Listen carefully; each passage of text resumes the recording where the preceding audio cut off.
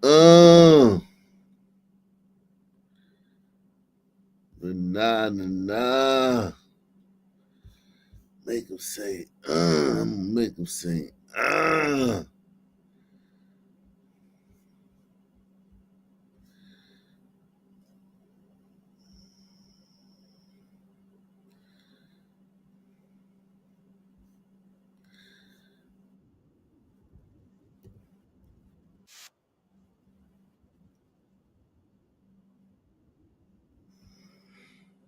What's up? What's up? How's everybody doing, man?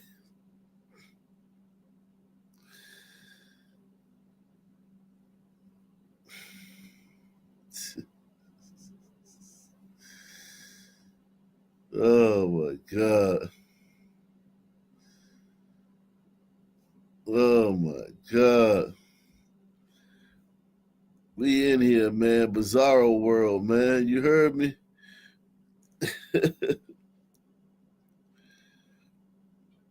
What's up, man? Everybody hit the like button, man. Everybody hit the like button, man.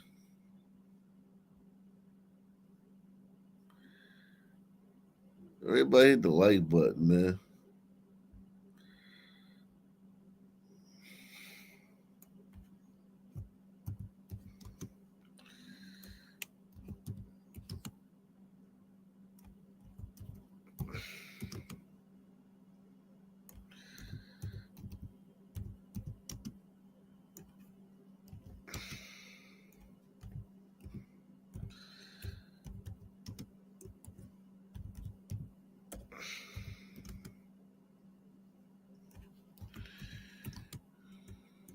Yeah, man.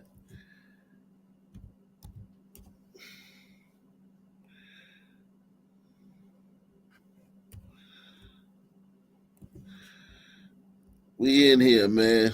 Um, I've always asked this question, man. I've always asked this question. I've always asked this question, man. Um, I've always asked this question. What's happening, man? We got Gouch Merlot in the building. OG Drips. Santra. Roger Wood in the building, man. Sammy the Bull. VVS. The early crowd, the early birds, man.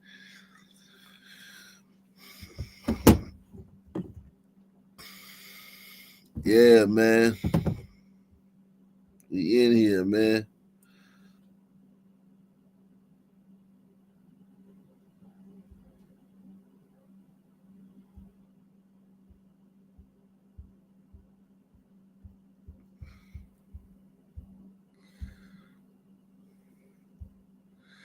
We in here, man. What's happening, man?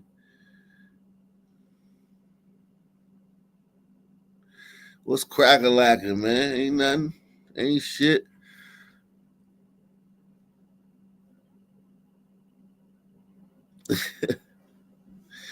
Yeah, man. I'm just yeah, I'm gonna go off, man. I'm gonna go off tonight, man. Who is the worst governor in the United States? God. Whew. I don't know who this is. This is Gavin Newsom. This is Pritzker. This is Hochul. Hochul. I don't know who this is. Um, Jeez, this one got 32. Elon Musk said tough call. Jeez.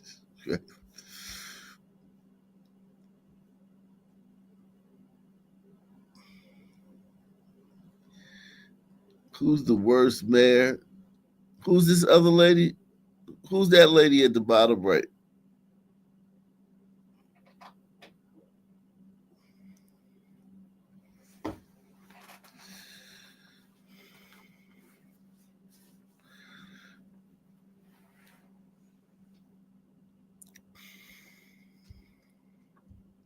They're all pretty bad. I give them that. They're all pretty bad.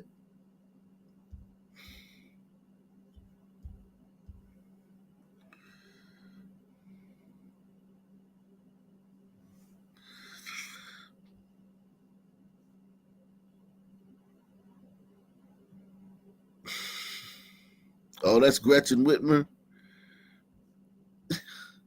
I've heard of her. Yeah, Gretchen Whitmer.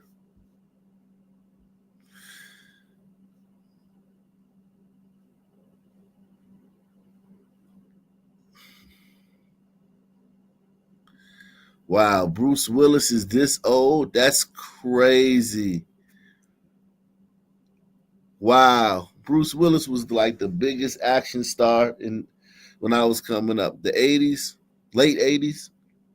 He was huge. Pause. He was huge. Wow, Bruce. We all get old, man. We all get old. It's a blessing, man. Bruce, you have been blessed with old age, man.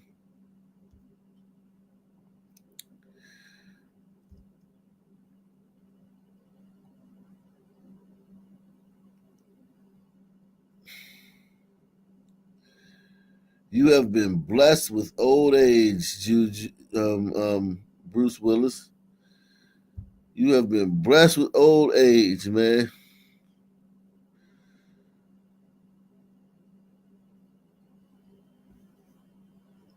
Bruce Willis.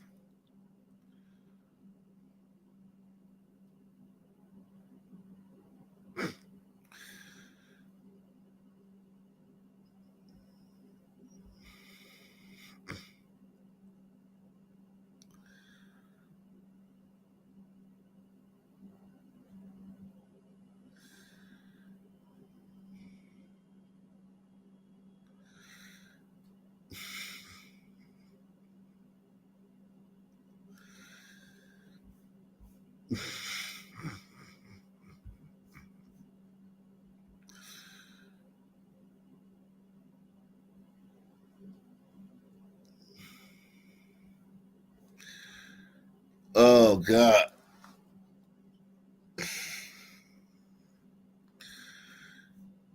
Mexico elected a chick. Eesh.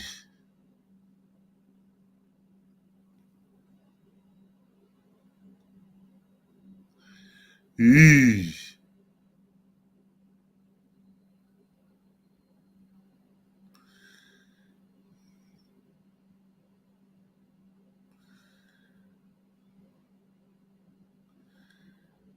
Paying a chick for a kiss. Yikes. Um.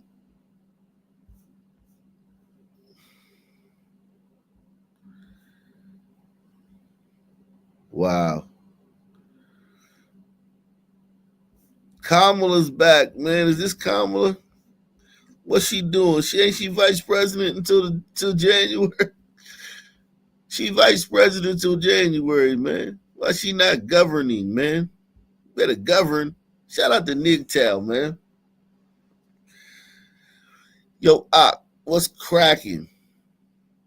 Put a poll up so everyone in the chat can have the pleasure of hopping on it, big fella.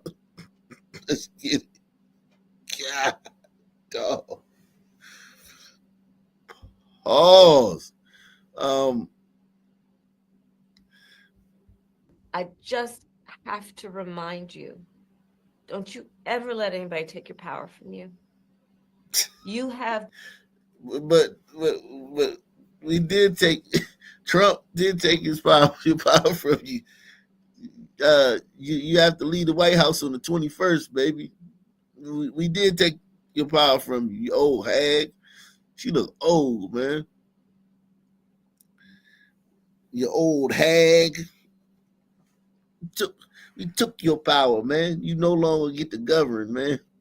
You no longer get to make decisions after the 21st, man. Evil, wretched woman. I just have to remind you, don't you ever let anybody take your power from you. You have the same power. that you did before November 5th. And you have the same purpose that you did. And you have the same ability to engage and inspire. So don't ever let anybody or any circumstance take your power from you. I just have to. She's not taking it well, man. She's not taking it well, man.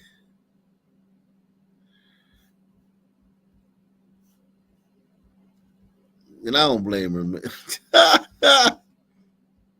You have the same power. Don't you ever let anybody take your power from you.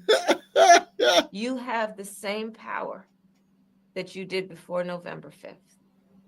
And you have the same purpose that you did. Ever let anybody take your power from you. You have the same power that you did before November 5th. Oh, shit. And you have the same purpose that you did. Don't you ever let anybody take your power from you. You have the same power that you did before November 5th. And you have the same purpose that you did. Don't you ever let anybody take your power from you. You. That's a keeper right there. That's a keeper, man. Shout out, man. Salute, man.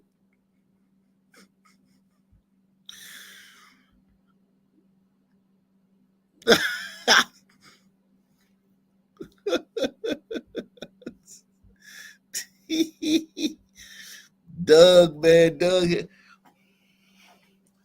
Doug said, man, the eyes is off of us now, man. The campaign's over, man. I can go back to being myself. Damn, Doug. What she do wrong, man? Or no better yet, what didn't she do wrong? I'm not for this shit. I don't like domestic violence, but I can imagine Doug having a hard time getting her to listen, man. Look, you had to tell her twice, man. Ever let anybody take your power from you. You have the same power that you did before November 5th. And you have the same purpose that you did. And you have the same ability to engage and inspire. So don't ever let anybody or any circumstance take your power from you. Ever let it. Damn, Doug.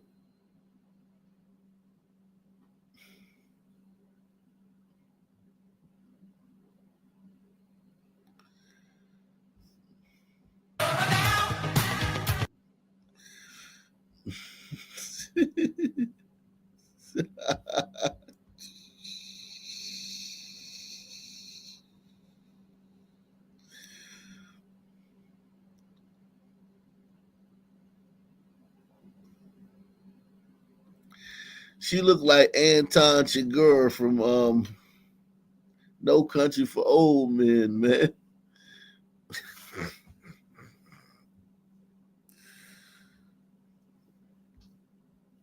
Jeez. Doge, man.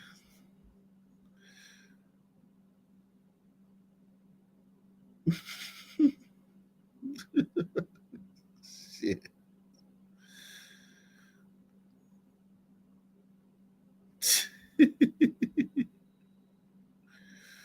Oh, shit.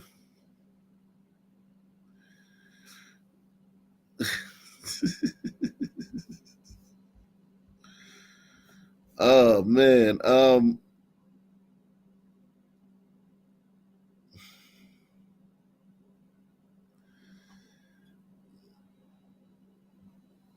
Let's see what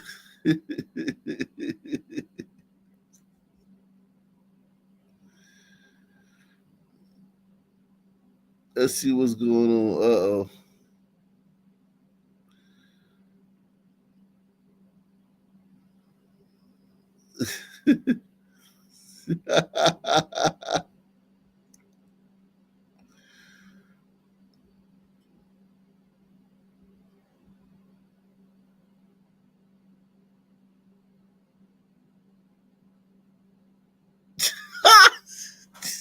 Trump don't give you hoes no special treatment, man. Trump don't care who you is, man. He ain't giving you no special treatment for being a chick, man. That's what I love about Trump, man. Trump treat them chicks the same way, man.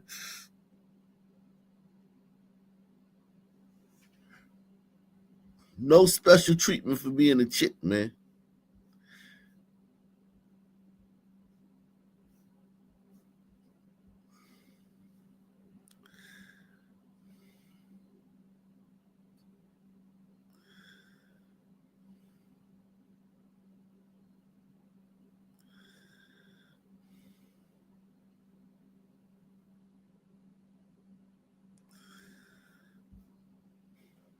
Cry right now, you cry. Yeah.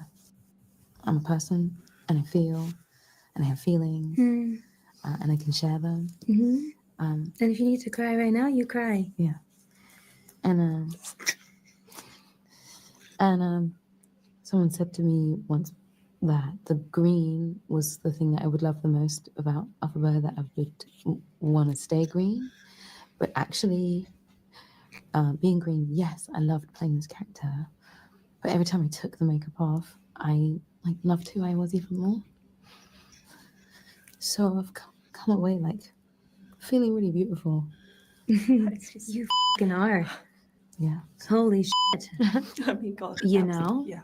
What you've brought to this film and to these characters, you've not just taken care of them, you have transformed them for good. Thank you. Really. Thank you very much. Thank you. This is also my first time ever doing a You junkie. have been the light of the day. You are truly- such a gift. You brought such light into the room. Thank you very much. We for appreciate coming into you. this room today. Crazy. Yo, liberal women are nuts, man. Liberal women are nuts.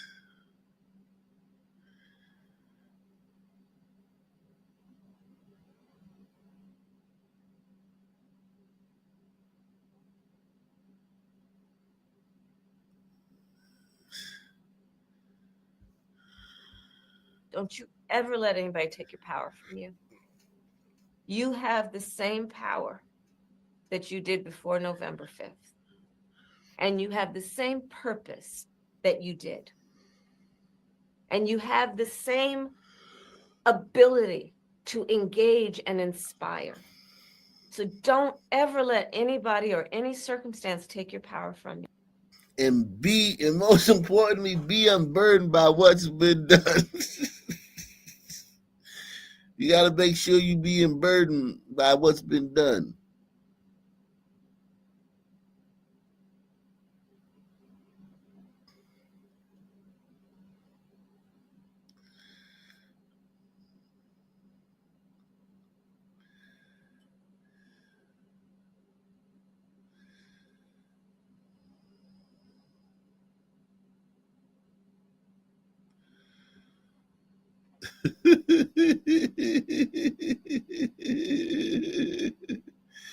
Gotta be unburdened by what's been done, man.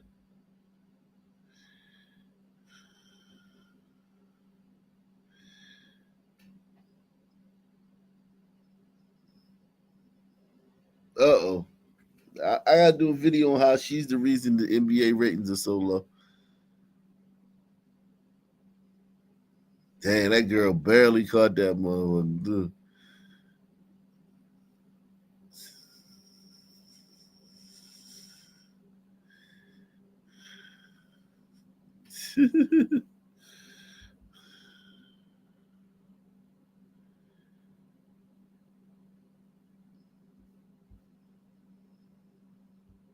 and/or $2,000 fixed monthly. Good morning, Mr. McLean. Sir, you're charged with interference with the duties of a public servant. You're facing up to 6 months in jail and/or $2,000 fine. We're going to do probable cause. You have the right to remain silent. Anything you say can or will be used against you. You have the right to have an attorney present. If you cannot afford one, one will be appointed to you. Yes, sir. An officer initiated a traffic stop in Harris County, Texas, after observing the defendant exceed a speed limit of 45 miles per hour and make unsafe lane changes. The defendant did not have his driver's license, but told the officer his name and date of birth. While the officer was running the defendant's name, he observed the defendant exit his vehicle, and the officer told the defendant to get back inside the vehicle. And the defendant responded, "Do I have to?" The officer exited the vehicle and attempted to detain the defendant. The defendant tensed up and locked his arms. Everything is conclusory. What has he done wrong? What? It was the initial lane changes, unsafe lane changes, and the exceeding the speed limit that prompted the stop. And then at that point, he was just Stop. How exceeding speed limit? How fast was he going? I mean, I spoke to the officer this morning, who told me that he was pacing the defendant at 54 miles per hour. okay, in a what? I'm sorry? In a what? I mean, if it's on 610, he's fine, right? And then he's interference duties. What is he interfering with? What did he do wrong? I think it was after the stop was initiated, the officer was running the plates. The defendant stepped out of his vehicle. The officer told him to get back in the vehicle. The defendant said, "Do I have to?" The officer told me that. And that's the basis of arrest?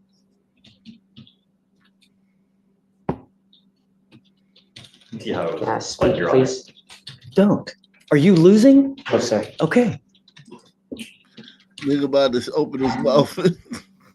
Some man was about to open his mouth and screw it all up. And Your Honor, furthermore, as he was attempting to detain him, he locked his arms and tensed up. So as he was attempting to detain him, following that incident of him telling him to get back in the vehicle. And it was That's that, the basis for arrest. it was just a temporary Walking while black? detention. He was just attempting to detain him while he was trying to What's he doing investigate. wrong? He said driving while black. The judge had me till he said some stupid shit like that, man. And we gonna get into this today, man. We gonna get into pandering, man. Pandering. Poor JFK, man. Let me actually get into that now. I don't even want to see this no more.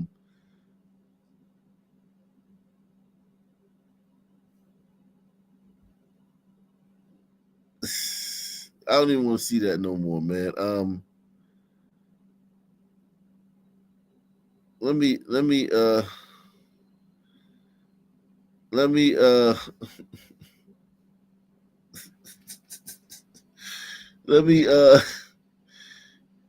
do this, man. Let me see this RFK thing, man. I'm gonna get right into this, man.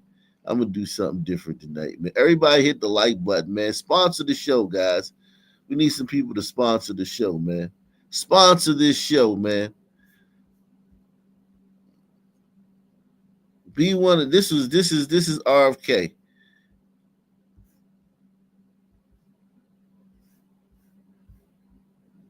RFK, make sure you sponsor the show, man. Take a second out to sponsor the show.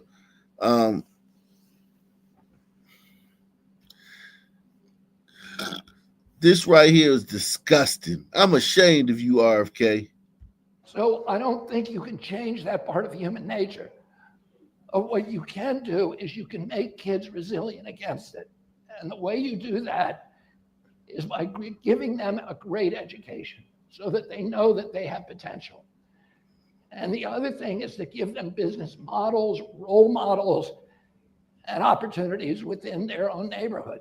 You know, black men who are running barbershops, who are running bars, who are running dance studios, who are running local businesses, restaurants, etc., and who are part of that community. And, you know, when I was a kid, my uncle was the first Irish Catholic president of our country. And when he ran for president, there was a tremendous resurgence in anti-Catholic sentiment in this country and a resurgence of the Ku Klux Klan. I remember crosses being burned when I was a kid against an anti-Catholic president. A lot of other, I was called a Mick, a mackerel snatcher, all these anti-Catholic slurs when I was a kid. A mackerel snatcher? God, damn. A mackerel snatcher. I got to use that one. And it never bothered me.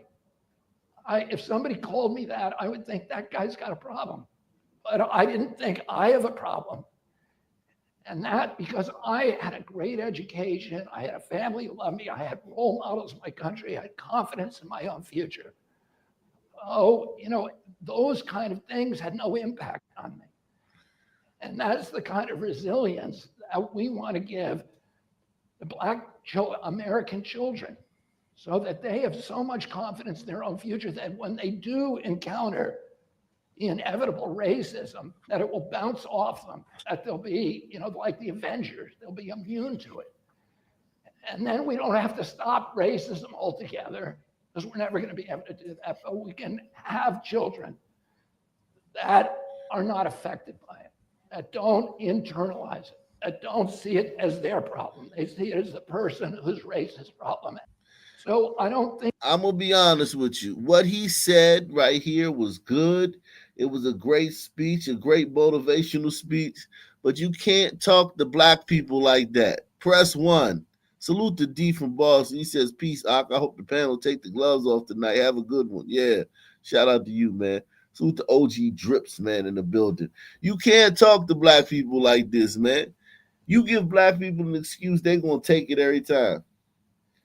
This is one thing I'm upset with Republicans, man. You guys, and this was in February. He said this in February, but it's just resurfaced. Don't pander to black people. Don't give them no motivational pep talks. All they're going to do is cry racism. They're going to turn on you. Ignore black people. Ignore black people.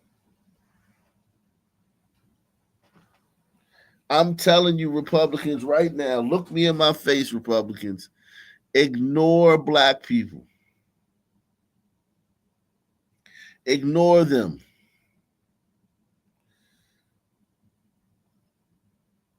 Don't engage them in any kind of conversation. Don't promise them anything.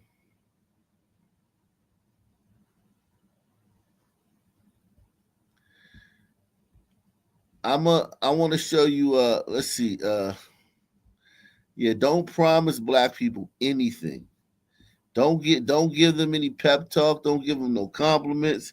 Just leave them alone. All the way alone, man. Ignore them.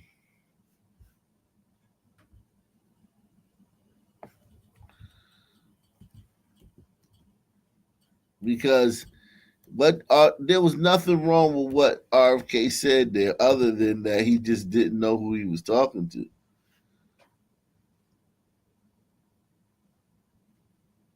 Let me see Roland Martin. Let's see this fool Roland Martin.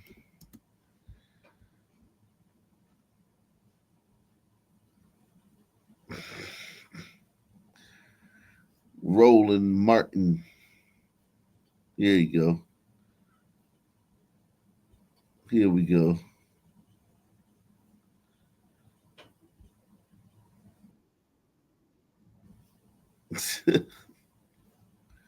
We're going to get all the way into it, man. Everyone sponsor the show. Sponsor the show, man. We need some sponsors. We need some people to sponsor this show, man.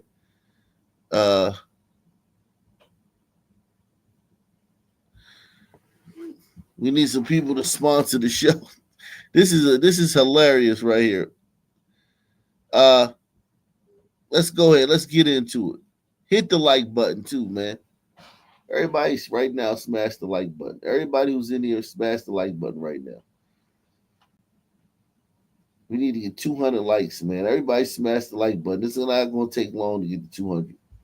Well, he had some comments about black people and how we need to deal with racism. I just rolled it. So I don't think you can. Why he's so sassy, man? He's just as sassy as he could be, man. Just a roll it. Like, that type of sass, man, that's not normal, man. That's not a normal amount of sass, man. That's like sassiness overload, man. That's like your mom had 50 kids, 49 girls. You the middle child. Shit. Like, what the hell? Well, he had some comments about black people and how we need to deal with racism. I just rolled it. So I don't think you can change that part of human nature. What you can do is you can make kids resilient against it. And the way you do that is by giving them a great education so that they know that they have potential. And the other thing is to give them business models, role models, and opportunities within their own neighborhood. You know, Black men who are running barbershops, who are running bars, who are running dance studios, who are running local businesses, restaurants, et cetera, and who are part of that community. And, you know, when I was a kid, my uncle was the first Irish Catholic president of our country. And when he ran for president, there was a tremendous resurgence in anti-Catholic sentiment in this country and a resurgence of the Ku Klux Klan. I remember crosses being burned when I was a kid against an anti-Catholic president. A lot of other, I was called a Mick, a mackerel snatcher, all these anti-Catholic slurs when I was a kid. But it never bothered me. If somebody called me that, I would think that guy's got a problem. But I didn't think I have a problem. And that because I had a great education, I had a family who loved me, I had role models in my country, I had confidence in my own future. Oh, you know, those kind of things had no impact on me. And that's the kind of resilience that we want to give the Black American children. See, the thing about saying something like that to Black people is that racism is one of their biggest crutches. Racism is a crutch for Black people. It's something that helps us explain all our faults, like explain why we worse than everything good, and we first in everything bad and last in everything good. When it comes to statistics, we're first in everything bad and we're last in everything good. And racism helps Black people explain that. That's why we you just got to stay away from giving Black people excuses. So that they have so much confidence in their own future that when they do encounter the inevitable racism, that it will bounce off them, that they'll be, you know, like the Avengers, they'll be immune to it.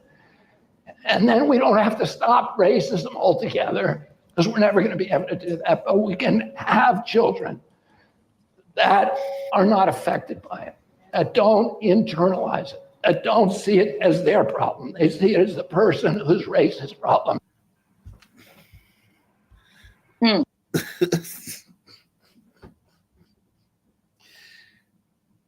What he said was very motivational. What RFK said was very motivational, man. It was like a pep talk for Black people, man. It wasn't even pull yourself up by your bootstraps. It was like, yo, man, you can do it, man. Your kids can do it, man. I wish the best for your kids, man. Do this, man, and your kids gonna come out right. Niggas took that as a goddamn, like he tried to put a curse on them or something. Niggas took that. That's why I say, man, I implore the Republican Party, don't get in bed with niggas, man. Just because Black men voted 20% for you and Black women voted 3% for you, don't get in bed with niggas, man. Need niggas on the sidelines like the Democrats do. The Democrats employed a strategy for Black folk called benign neglect, man. Press one if you ever heard of benign neglect. Benign neglect is a strategy that Democrats have been using on Black folks since the 60s.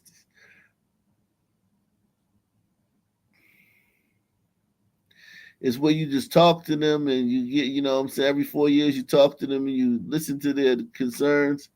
And then once you get elected, you just ignore them. I'm in favor for neglect when it comes to the Republicans, man. Republicans need to institute neglect.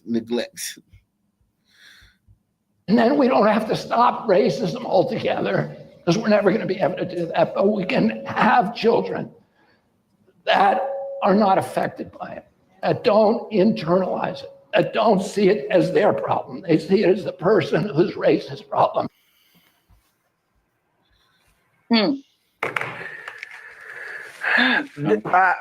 I'm gonna have to take a walk. I'm gonna have to.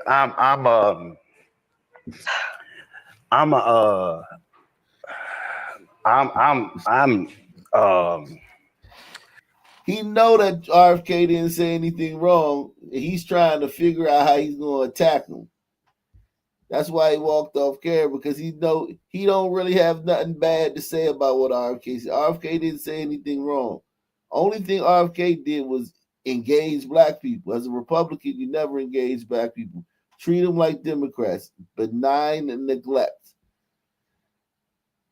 Because it's like a trap. You engage black people, beg for your attention, then you engage them, and then they fucking turn on Um. Yeah, this was like an exhale moment. A lot of deep breaths. Yeah, we supposed to let. I play that. Play that. Play that one more time. Yeah, he don't have see Roland doesn't have nothing negative to say. He knows RFK didn't say anything wrong. RFK addressed the black community like adults. He addressed black people like they were functional adults. And that was a huge mistake. So I don't think you can change that part of human nature. What you can do is you can make kids resilient against it. And the way you do that is by giving them a great education so that they know that they have potential. And the other thing is to give them business models, role models, and opportunities within their own neighborhood. You know, black men who are running barbershops, who are running bars, who are running dance studios, who are running local businesses, restaurants, etc., and who are part of that community. And, you know, when I was a kid, my uncle was the first Irish Catholic president of our country. And when he ran for president, there was a tremendous resurgence in anti-Catholic sentiment in this country and a resurgence of the Ku Klux Klan. I remember crosses being burned when I was a kid against an anti-Catholic president. A lot of other, I was called a Mick, a mackerel snatcher, all these anti-Catholic slurs when I was a kid. Yo, I love that slur, mackerel snatcher. That's my new favorite slur. You goddamn mackerel snatcher. And it's an anti-Catholic president. A lot of other, I was called a Mick, a mackerel snatcher, all these anti-Catholic slurs when I was a kid. But it never bothered me. If somebody called me that, I would think that guy's got a problem. But I didn't think I have a problem. And that because I had a great education, I had a family who loved me, I had role models in my country, I had confidence in my own future. Oh, you know, those kind of things had no impact on me. And that's the kind of resilience that we want to give the Black American children so that they have so much confidence in their own future that when they do encounter the inevitable racism, that it will bounce off them, that they'll be, you know, like the Avengers, they'll be immune to it. And then we don't have to stop racism altogether, because we're never going to be able to do that, but we can have children that are not affected by it, that don't internalize it, that don't see it as their problem. They see it as the person whose race is a problem. And so he talked about his uncle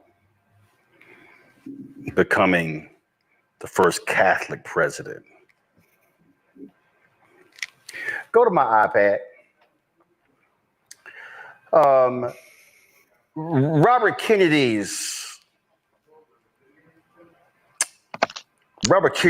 grandfather was Ambassador Joseph P. Kennedy Sr. Read this. By 1935, Joseph P. Kennedy had his wealth increased to 100. This is by 1935. His wealth had increased to $180 million, equivalent to $4 billion in 2023.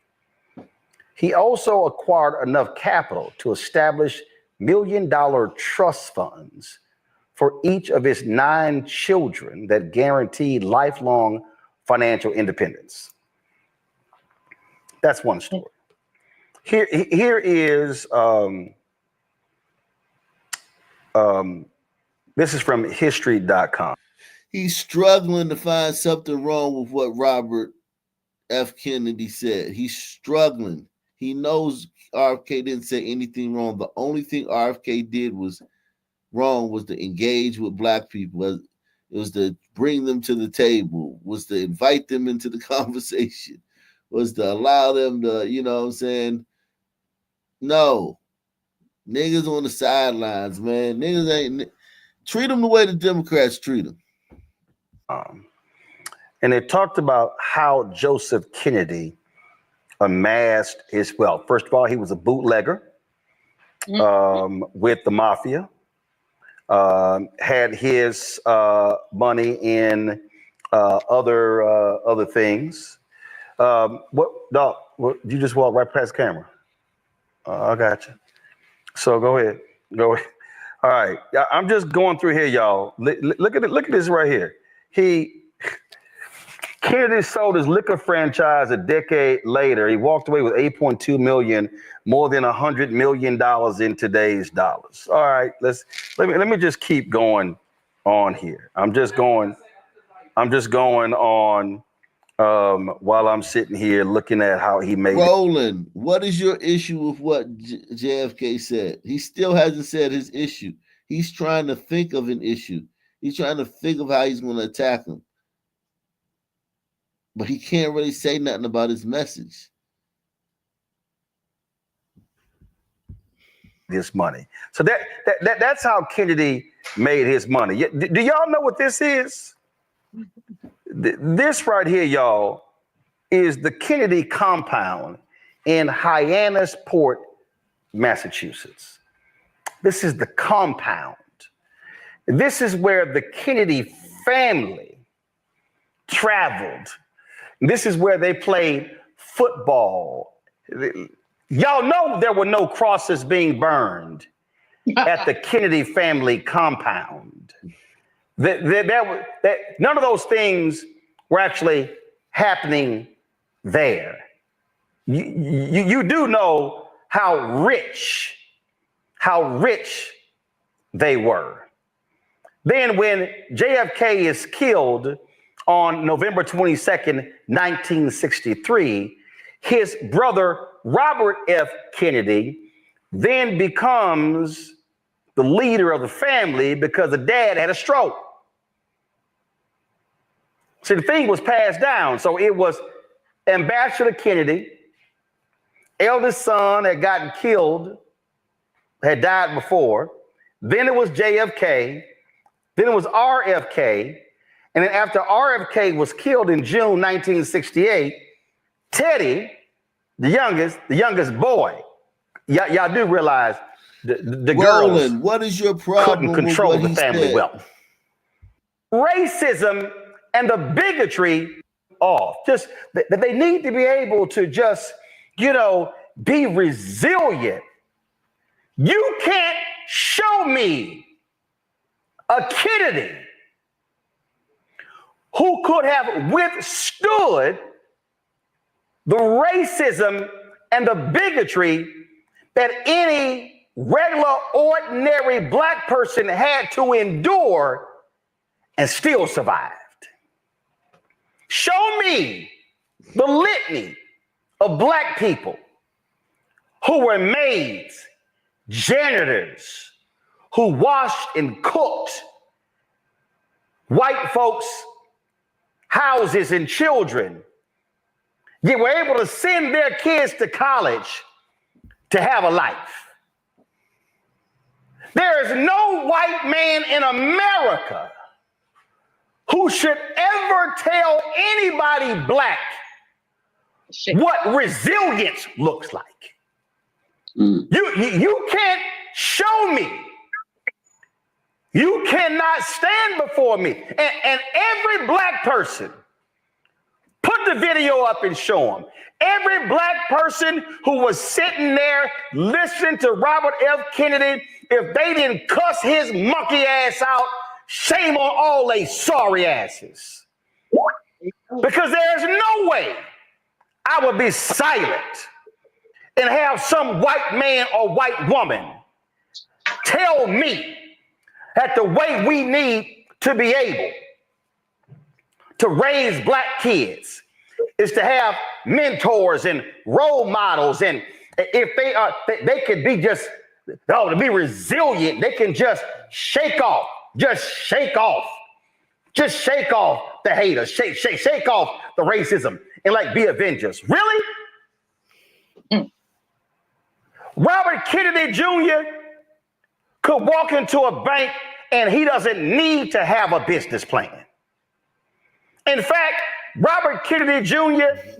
doesn't even have to walk into a bank.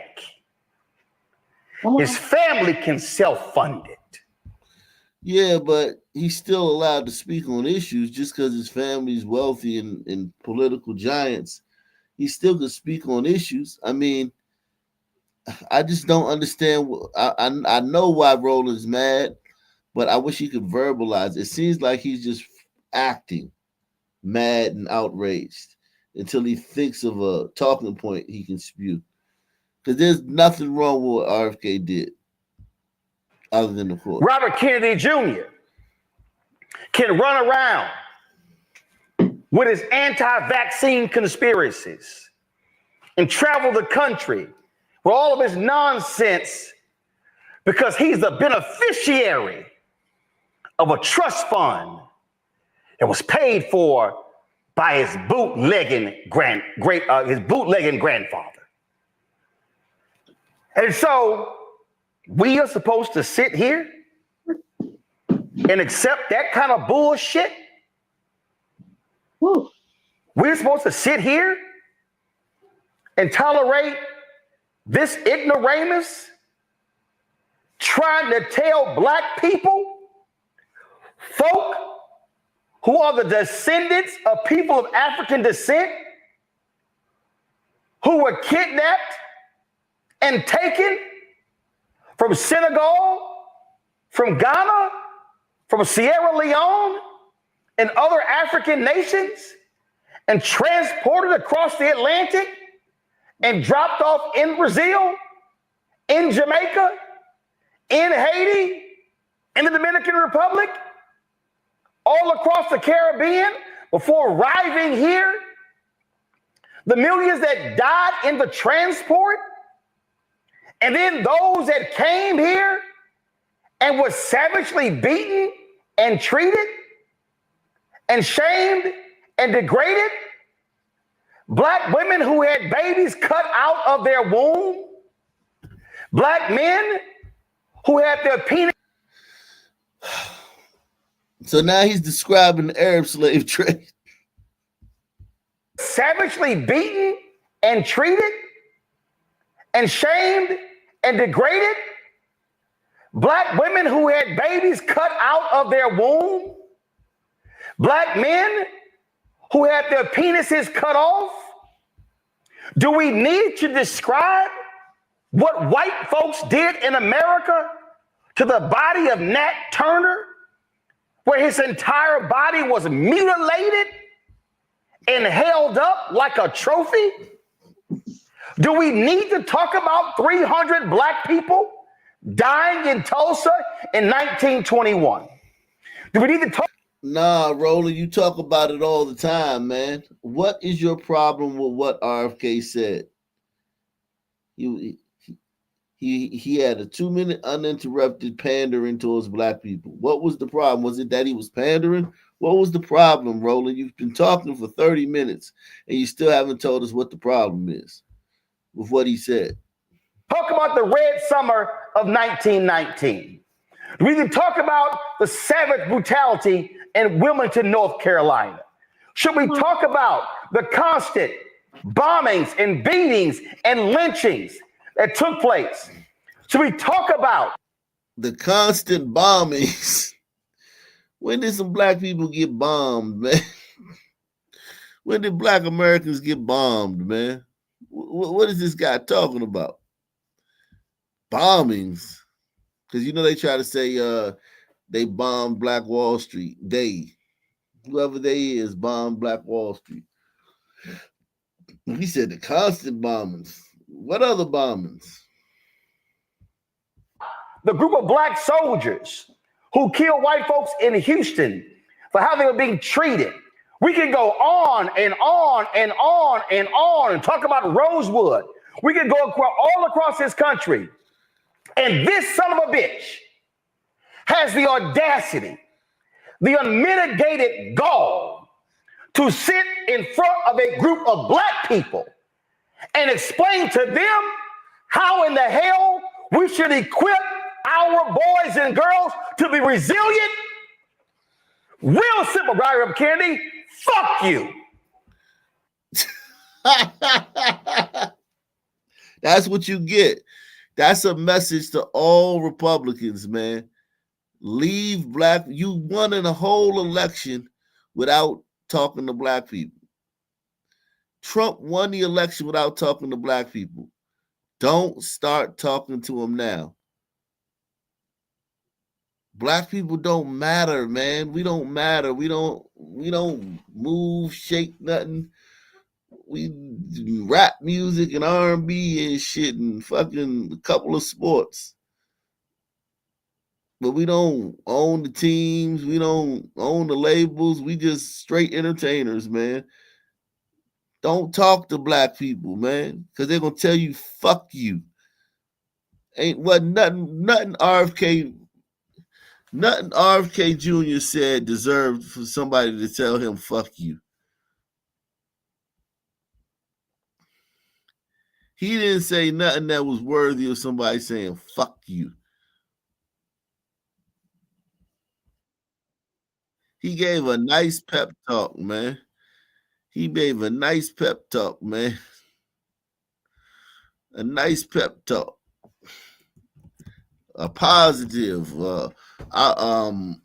optimistic view of America and what blacks can do to, get on board with where America's going. We're taking America back and we're gonna make America great again. And here, black people, we want you to be a part of this. And nigga said, fuck you.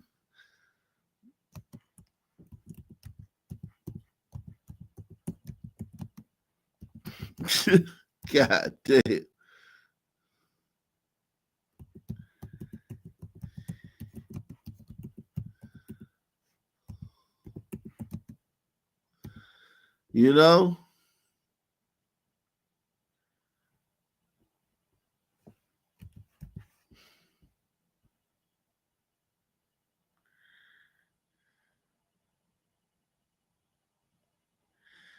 Fuck you. That's what that's what you get for trying to speak to the black man like an adult. For trying to speak to the black man like a full-grown adult, man.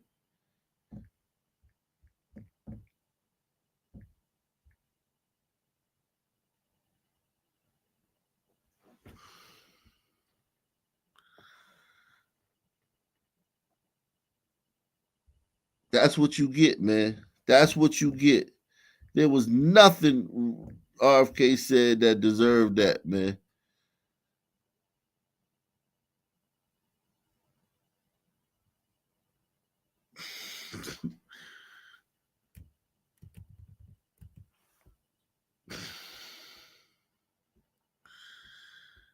Nothing.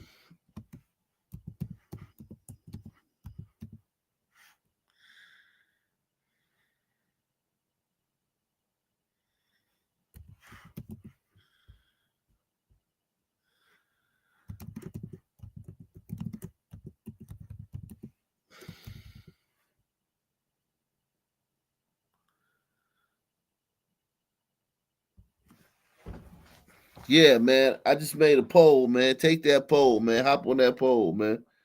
Everybody hop on that poll. Shout out to Aster J, man. He says, dollars to donuts that the Kennedys have donated more to black causes than Roland Martin's fat ass. Also, this is the same guy that allowed the Dalton mayor, oh yeah, Tiffany Henyard, man. Yeah, he had to look out for his sister, man. He had to look out for his sister, man. He said allowed Tiffany Henyard to lie to his face. Yeah, man. He had to look out for Tiffany, man. She a sister. Salute, man. Salute to Aster J, man. Make sure y'all supporting the channel, man. Support the channel, man. We're the big supporters that love the channel. I see other channels. I watch YouTube all day. I see people getting hundreds and 50s and 200s. I come on and we can barely get $3 and $2 and $5 and shit like that, man. We're the big supporters for this channel at, man.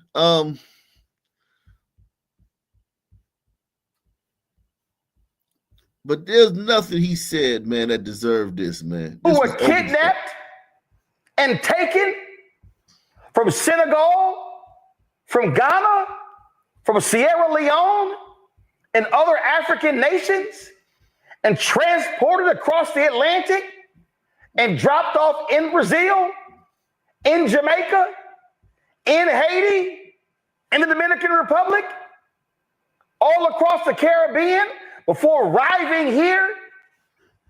The millions that died in the transport, and then those that came here and were savagely beaten and treated and shamed and degraded. Black women who had babies cut out of their womb. Black men who had their penises cut off. He literally describing the Arab slave trade. He's describing the Arab slave trade. He's not even describing the American slave trade. They didn't cut black men's dicks off.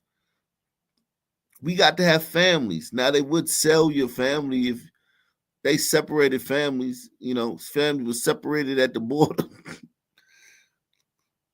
Families were separated at the border of slavery, man. But you got to have a family in America, man, as a slave. He's talking about the Arab slave trade, man. You got your slaveries mixed up. Roland. Caribbean, before arriving here, the millions that died in the transport, and then those that came here and were savagely beaten and treated and shamed and degraded. Black women who had babies cut out of their womb. Black men who had their penises cut off.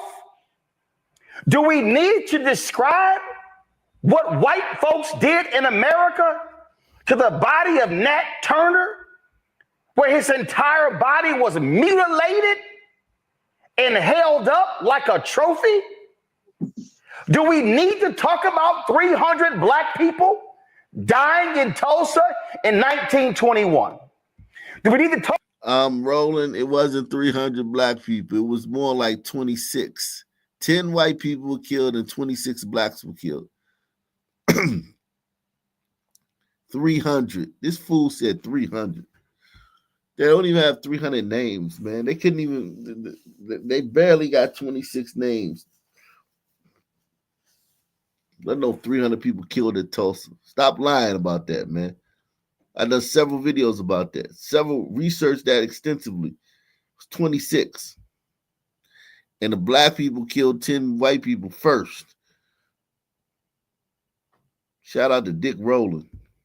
Talk about the Red Summer of 1919. We can talk about the savage brutality in Wilmington, North Carolina. Should we talk about the constant bombings and beatings and lynchings that took place? Should we talk about the group of black soldiers who killed white folks in Houston, for how they were being treated. We can go on and on and on and on and talk about Rosewood. We can go all across this country. And this son of a bitch has the audacity, the unmitigated gall to sit in front of a group of black people and explain to them how in the hell we should equip our boys and girls to be resilient. Real simple, Robert Kennedy. Fuck you. Woo. How dare you stand there and say that to black people? Because there's no more resilient group of people in this country than people of African descent. I mean, all Americans are resilient, man. I mean, black people literally ain't got shit. Our communities are the worst. Our kids are the least educated. How is that resilient? We still using slavery as an excuse for everything. How is that resilience, Roland? How is it resilience, man? We use slavery as an excuse for everything. Well, we're first in everything bad and last in everything good, no matter what the statistic is. It doesn't matter what the statistic is. If there's a statistic, if it's a bad statistic, we're first. If it's a good statistic, we're last, no matter what it is. We did a video the other day about transgenders getting murdered. We lead the nation in transgenders getting murdered. We lead the nation in murder of transgenders, and them ain't even like whatever it is, man. COVID, remember COVID? We was the ones dying from COVID the most, man. No matter what it is, we gonna be the worst in it. If it's good, we're gonna be last. If it's bad, we're going to be first.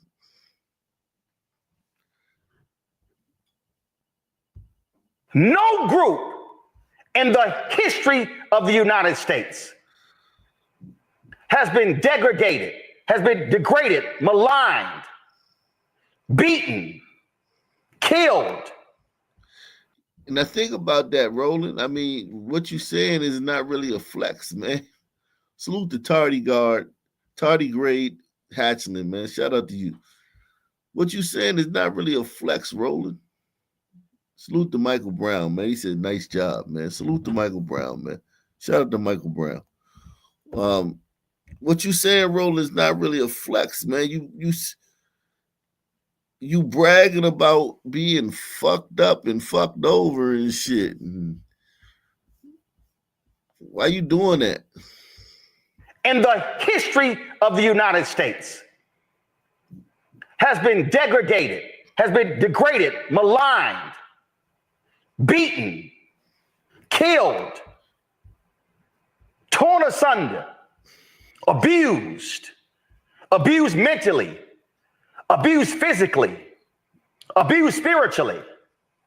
Our men, our women, education, economics, health. Yet we are still here. Mm-hmm. Yet we are still standing.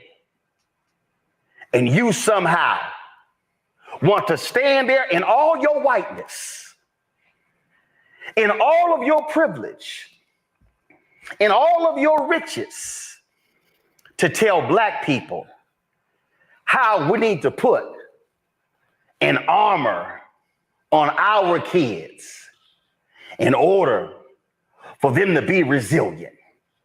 See, the problem, Robert F. Kennedy Jr., is not black folk being called nigger. The problem is not black boys and girls being called coons. The only people that call you those names are blacks. If 1,000 black people were called those names, it would be 999 of the people doing it would be black.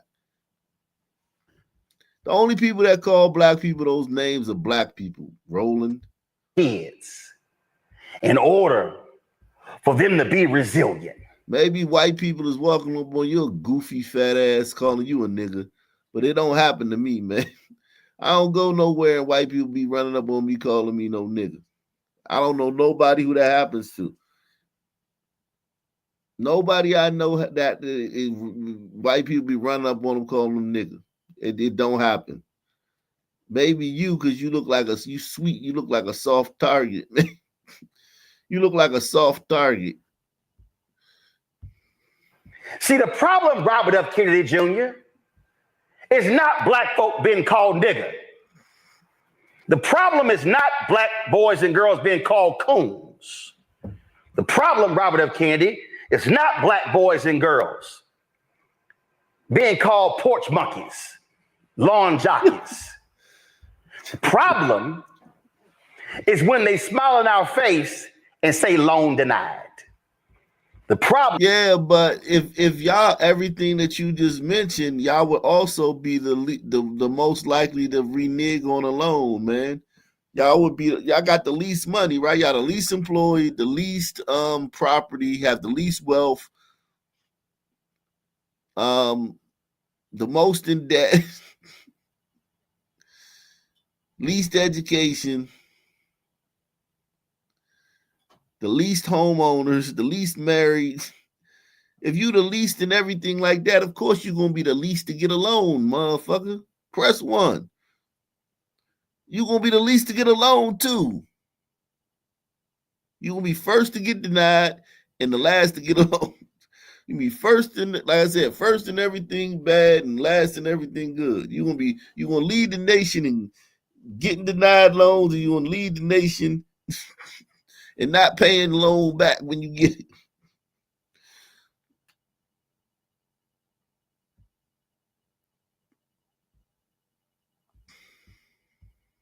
It's not black boys and girls being called porch monkeys, lawn jockeys. The problem is when they smile in our face and say loan denied.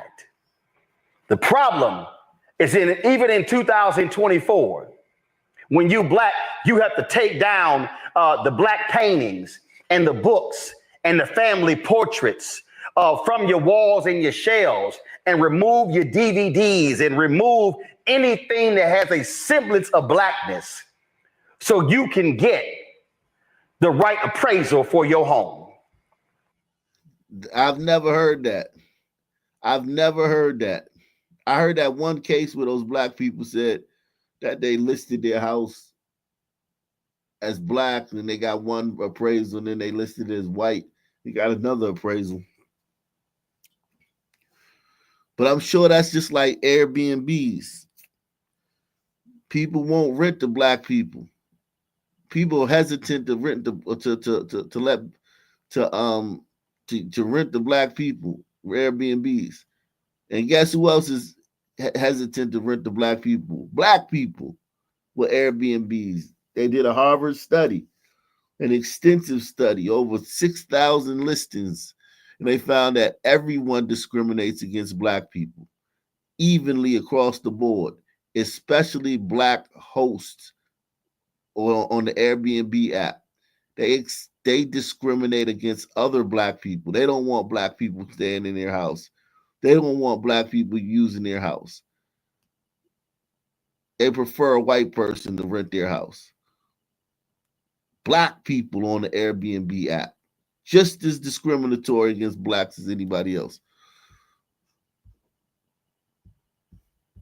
And the family portraits from your walls and your shelves, and remove your DVDs and remove anything that has a semblance of blackness so you can get the right appraisal for your home. Mm-hmm. See, what Robert F. Kennedy Jr. don't understand. See, when you are white in America, you can go into a hospital and get treated, but you can be Serena Williams and a black woman, and they question. You know how much time I spent in the hospital the last 4 years, man? Man, I spent so much time in the hospital the last 4 years, man. What he's saying is absolutely a fucking lie. absolutely a fucking lie. Black people have different health challenges. You know, we got high blood pressure. We got what's the thing? Preeclampsia with the pregnant black women have issues with you know and you got sugar diabetes and shit like that, and but it ain't no way you go in the hospital and they gonna tell you you black, you gotta get the fuck out of here. Well, you gotta wait over there because you black. That's a fucking lie. Why is he selling? He telling lies, man. That's a blatant lie. That's just a blatant lie. It's a lie, and some white people will believe that because they, you know, I mean, if you're a white person and shit, especially a white liberal, and you stay the hell away from niggas all the time, you can believe that. Oh shit! Wow, I didn't know that. It's a fucking lie. He's lying his ass off. Kennedy Jr. don't understand. See, when you are white in America, you can go into a hospital and get treated, but you can be Serena Williams and a black woman, and they question your pain. And you have to yell, holler, and scream to be treated while you were having a baby, and you could have almost lost that child. See, Robert F. Kennedy Jr., he don't know what it means to be a black CEO. And you walk into a room, and the white folks mistake you as the staffer or as the assistant and not the CEO. Like, how does that happen every time? Has it happened to one guy who made a big deal about it? Like, out of 10 CEOs who walk in the room, how many of them are confused with the staffers? Like, what? 5 out of 10 black CEOs have reported that when they walk in the room, somebody hands them their drink or somebody gives them their coat to hang up. Like, what is he talking about? Are you just talking about one black CEO who it may have happened to one time in the history of the country and you made a big deal about it?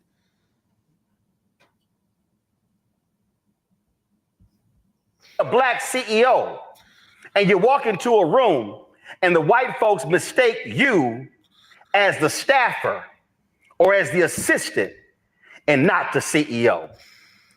Robert F. Kennedy Jr. don't know what it means when you're a black woman who is Angela Alsobrook, who goes to the U.S. Capitol. And the first thing the Capitol Police assume is that she's a staffer. And then when... Well, okay. All right. So Angela Alsobrooks, she's PG County. She was PG County executive, like their mayor of PG County. She did a horrible job at that. PG County lost all its rich blacks to Charles County. While Angela Alsobrooks was the county executive in PG County before she became a senator, state senator or congressman, whatever she is now. All of the rich black people in PG County left PG County and moved to Charles County because of the out of control crime and quality of their life dipped. So fuck her. I mean, not really fuck her, but fuck whatever happened to her. Who gives a shit? When told I'm not a staffer, they said, "Are you the spouse of a member of Congress?" And she says, "No, I'm the duly elected United States Senator from Maryland." Robert F. Kennedy Jr. There goes Maryland. Maryland just got a straight ticket to fucking Sucktown, man. A one-way ticket to Sucky Town, man. She a senator now after she ruined PG County. She failed up. That woman failed up. So in a great country like the United States, and everyone here who's the Op Nation knows what I'm saying is true. We've covered PG County over the years. This woman destroyed PG. Well, I wouldn't say she destroyed PG County. PG County got destroyed under her leadership. While she was there, it went from the richest black county to the second richest black county. Quality of life dipped, all the rich people left, and crime went through the roof under her watch. She then ran for senator with that record and won the senator. Became a senator. She failed up. How can a black woman fail up in a racist society? And now all she has to say about America is, why doesn't she say, damn, man, I did a shitty job at my last job and I applied for a job way, like I'm talking about, she didn't apply to be a mayor. She didn't try to run for like, goddamn, you know what I'm saying? She went straight from county executive to a senator after doing a shitty job as county executive. And all she got to say about America is, I went to the Capitol and white people was racist because they thought I was a staffer and not a senator. Why she don't tell no good stories about America? Press 1. How come these niggas never tell no good stories about how America's treated them? Salute to Astor J, man. He says, the Democratic Party's history is soaked in the blood of sons, and this clown capes with them every fucking day. Facts. Facts. I couldn't have said it better myself. Soaked in the blood of son people. And this fucking filthy, fat. Why you ain't go to HBC? Why you ain't go to Texas Southern, man? Why you ain't go to Prairie View? Why you go to Texas A&M or white school, you fat fuck? Salute to GT, man. Shout out to Shane GT. Yeah, he says, yo. Has no idea the reality of what black folk have to contend with on a daily basis. Robert F. Kennedy Jr. has no idea. Everybody knows we catch the same buses. We at the mall together. Listen, we all go to Walmart together. We're all in Target together. We're all on the roads together. We're at the movie theaters together. Why he acting like don't nobody, like black people live in their own world? Black people live in the same world. And you know what? When I'm in the same world with black people, if I hear somebody talking loud as shit on their telephone, it's a black person. If somebody's fighting at a fucking amusement park or the movie theater, it's a 99% chance it's a black people, man. Never see black people getting fucked with by the police for no reason. Never. I'm talking about I'm an errand running motherfucker. I got 2 kids. I'm an errand running motherfucker. I be running errands like a son of a bitch. As y'all know, I've been in different cities all the time. I travel all across the country. Never see niggas getting fucked with. You don't see cars pulled over. I'm on fucking the highway all the time. Never see cars pulled over. Never see black people on the side of the road getting fucked with by the cops. The fact that the crime rate is so high in black America, and you can ride around all day and not see one nigga pulled over. You can go to 1,000 stores, Christmas shopping. Everybody about to do their Christmas shopping. I want you to take a mental note of how many niggas you see getting pressed out by security or getting accused of stealing while you're out Christmas shopping or getting singled out and shit. And white people, so a bunch of white people chasing them out, chasing them down the street, calling them niggas. All this shit is a fairy tale. Niggas living good in America. Only problem a nigga got is another nigga. Press 1. Even if you have all of the degrees, See, Robert F. Kennedy Jr. talk about all that resilience. In basket weaving and underwater basket weaving. Yeah, of course, if you got a degree in underwater basket weaving, you ain't gonna get the fucking CEO of Microsoft, motherfucker. You ain't gonna be goddamn, you know what I'm saying?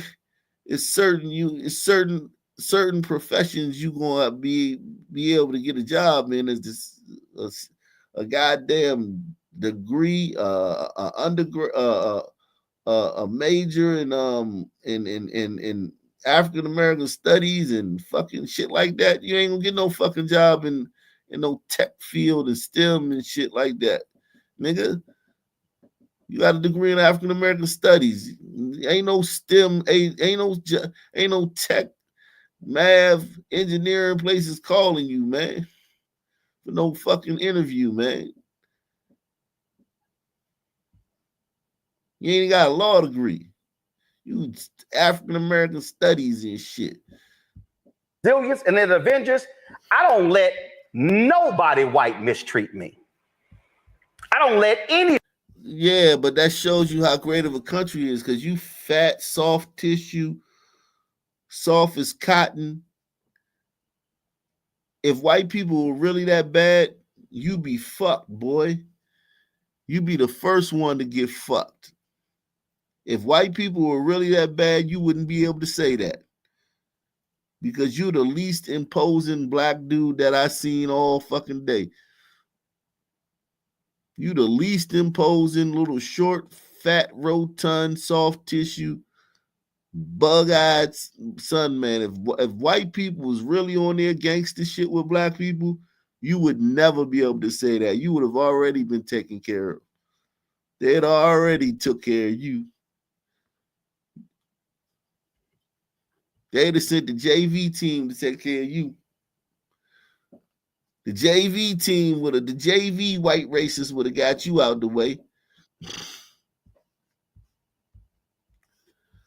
I don't let no white people fuck with me, because that's because white people ain't fucking with you. White people don't fuck with black people. If white people fucked with black people, you would be fucked. No idea. Even if you have all of the degrees. See, Robert F. Kennedy Jr. talk about all that resilience and then Avengers. I don't let nobody white mistreat me. I don't let anybody, black or white, talk to me any way they want to. But don't you think for a second, when I'm having to sit here and I'm talking to Group M, and I'm talking to Publicis, and I'm talking to Horizon, and I'm talking to IMG, I'm talking to all of these ad agencies, and then they decide, no, we're not gonna buy black, and they don't say we're not gonna buy. Because your platform is built on racism, disgusting racism. Everything you spew is racist bullshit. Ad agencies don't want to be attached to you. If you were the exact opposite, but white, if you were a white platform spewing the exact opposite of what you spew, you would be banned from all platforms. These white people let you be on their platform and spew racism all day. Why is that not the story? Hey, man, this country's so great, man. I get to come on these white people's platform and talk about how terrible and disgusting they are all day, and read them the fucking riot act every day and complain about them and present them to the world as complete fucking assholes on every level, all across the board. And they still let me make AdSense and let me use their platform. Why is that not the story? Why are you not giving us a story of fucking grace and gratitude and shit? Why are you giving us a story about bitching and moaning? You got it good, nigga. You on these white people platforms talking cash shit about them all day, every day.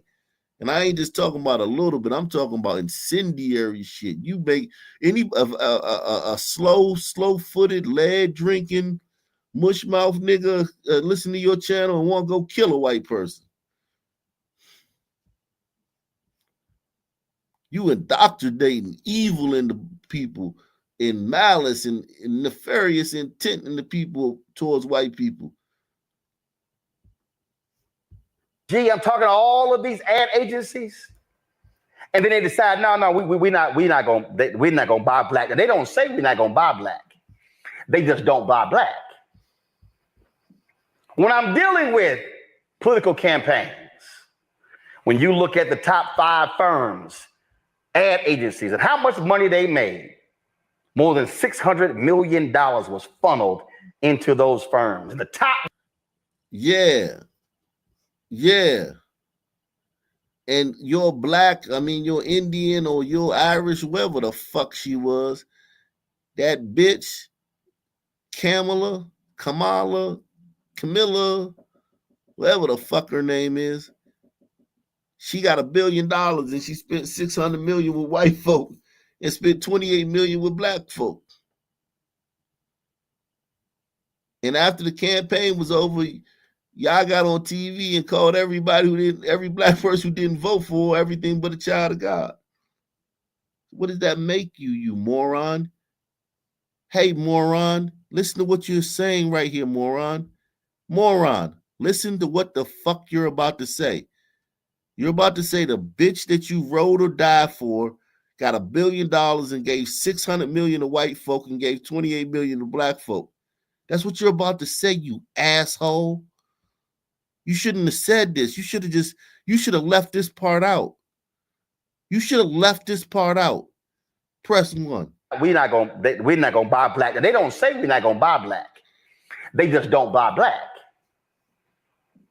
When I'm dealing with political campaigns, when you look at the top 5 firms, ad agencies, and how much money they made, more than $600 million was funneled into those firms. And the top one was $280 million. Do y'all know what the top amount of money that went through a black ad agency in the Harris for President campaign? It was $28 million. You should have left that out, you asshole. You're a moron. Why would you say that? You're trying to convince us. You so drunk off bitching and moaning about white people that you forgot that what you just said was actually yo, why'd you say that? You were supposed to leave that out, man. That's why you gotta do pre-recorded video. You're not good going live, man. You need to do pre-recorded video. I'd have had you edit that out. I would have had you edit out the part where you say the bitch that you still mad to this day that we didn't vote for, had $1 billion and gave $600 million to white folk and $28 million to black folk. I'd have had you edit that out, moron. Salute to Kofi 19, man. Shout out to Kofi 19. Shout out to Andy Armour in the building, man. Andy Armour in the building, man.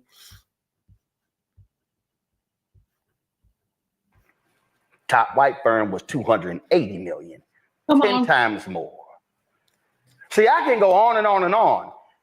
See, Robert F. Kennedy Jr. has no idea that you can be black and well educated, and you can be armed with the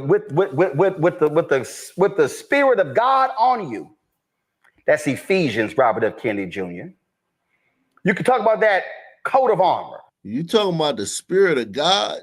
What Spirit of God is this, man? You supposed to be gracious, man. You be somewhere in a fucking village in Africa with a bone in your nose. A bone through your nose and paint on your face, chasing a goddamn monkey up a fucking tree just to have dinner that night, man. You be fucking sitting in some village over a fucking fire with a fucking 10 other goddamn Aborigines fucking shivering and shit. In a village with no 2-story buildings, it's 2-story structures.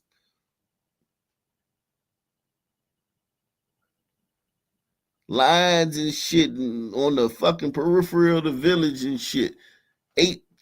Y'all been there for 8 billion years and still ain't figured out how to fucking protect yourselves from wild animals and shit. Still getting eaten by lions and shit. Niggas was getting eaten by lions when the white man showed up, man. On a regular and shit. Now this nigga got a fucking show. He got on a shirt. He got all his shots. He got a language. He know how to write. He got a language with symbols in it and shit. He can write.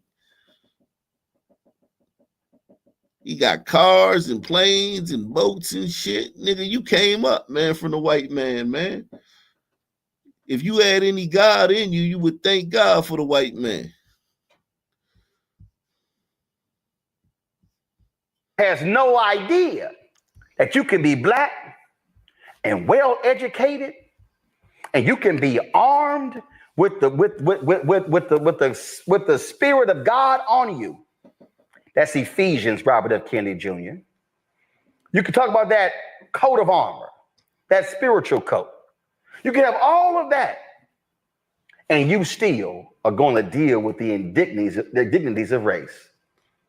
Remember when Oprah Winfrey was over there in Paris and tried to go into that jewelry store? Remember when Oprah Winfrey, the richest woman in America. Remember when the black woman who's the richest woman in America went to a jewelry store in Paris?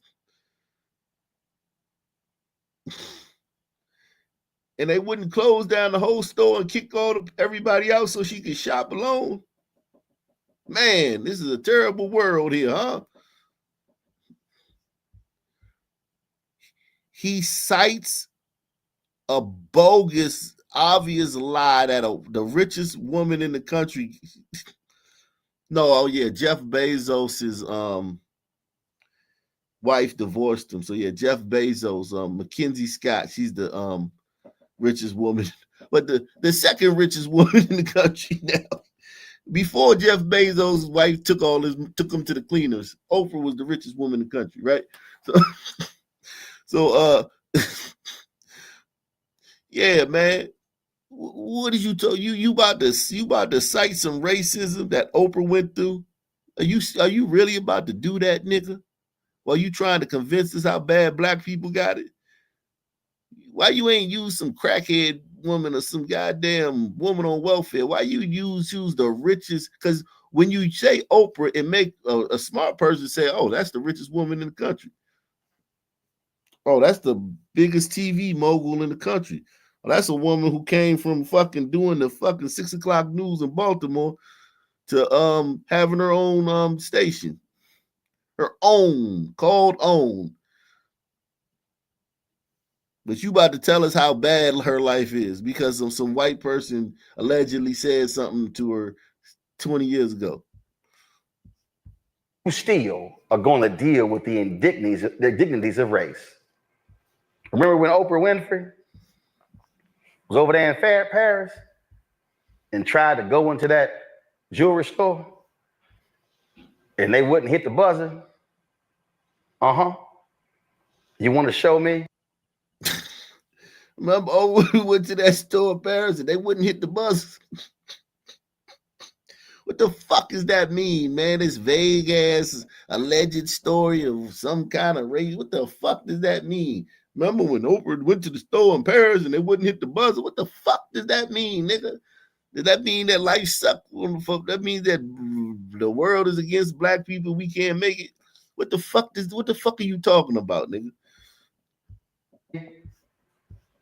Or tell me when John H. Johnson Publishing Company, got stopped by the cops in Chicago for driving his Rolls Royce. He got stopped for driving his Rolls Royce. He got stopped for speeding or making a traffic infraction. You do know black people do speed. Like I said, I'm on the highway all the time. I rarely see them get pulled over. The amount of people I see speeding, and listen, I'm going to tell you like this, man. Half the time you can't tell who's in the fucking car. I talk to so many cops, because we do talk to cops. How do we know about racial profiling?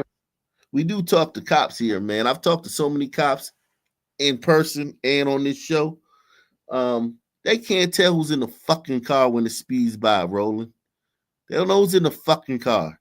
They just see a car speeding by.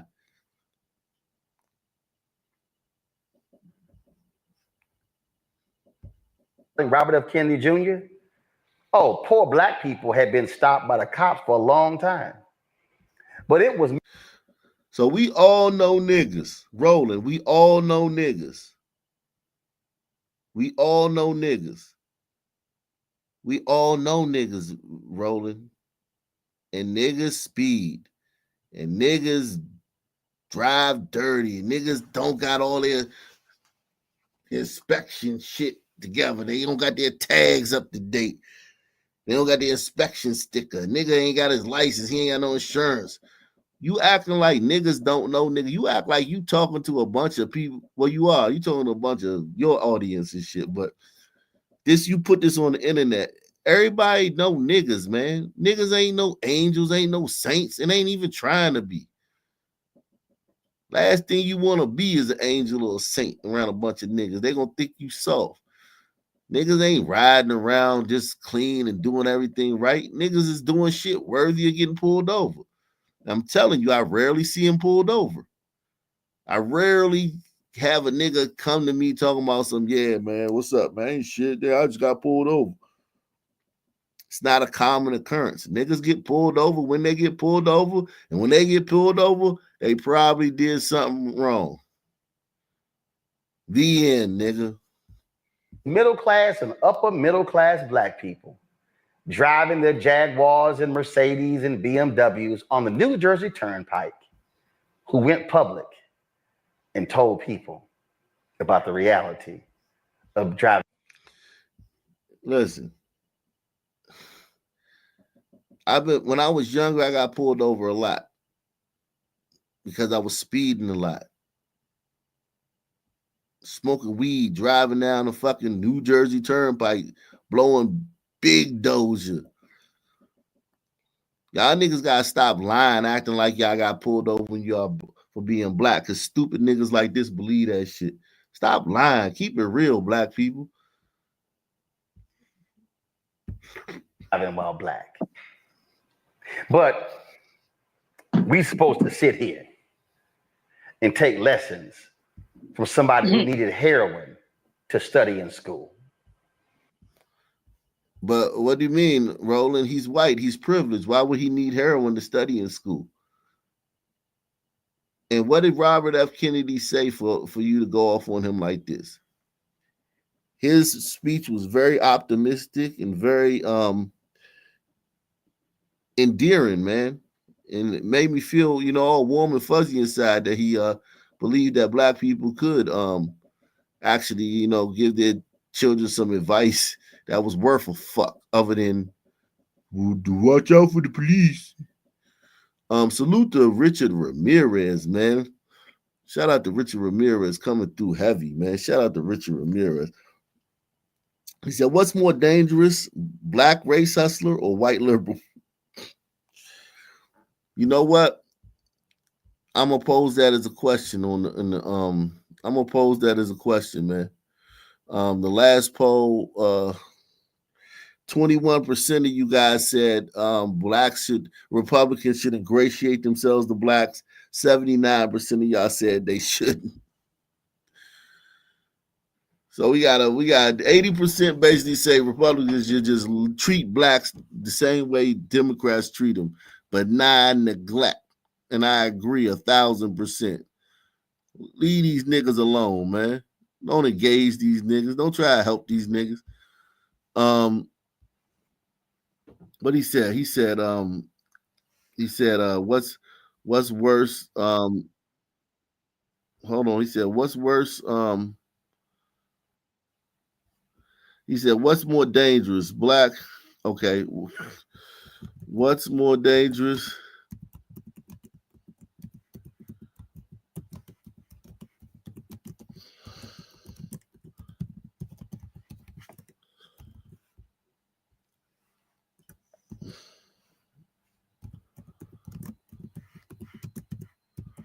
I'm about to put the poll up.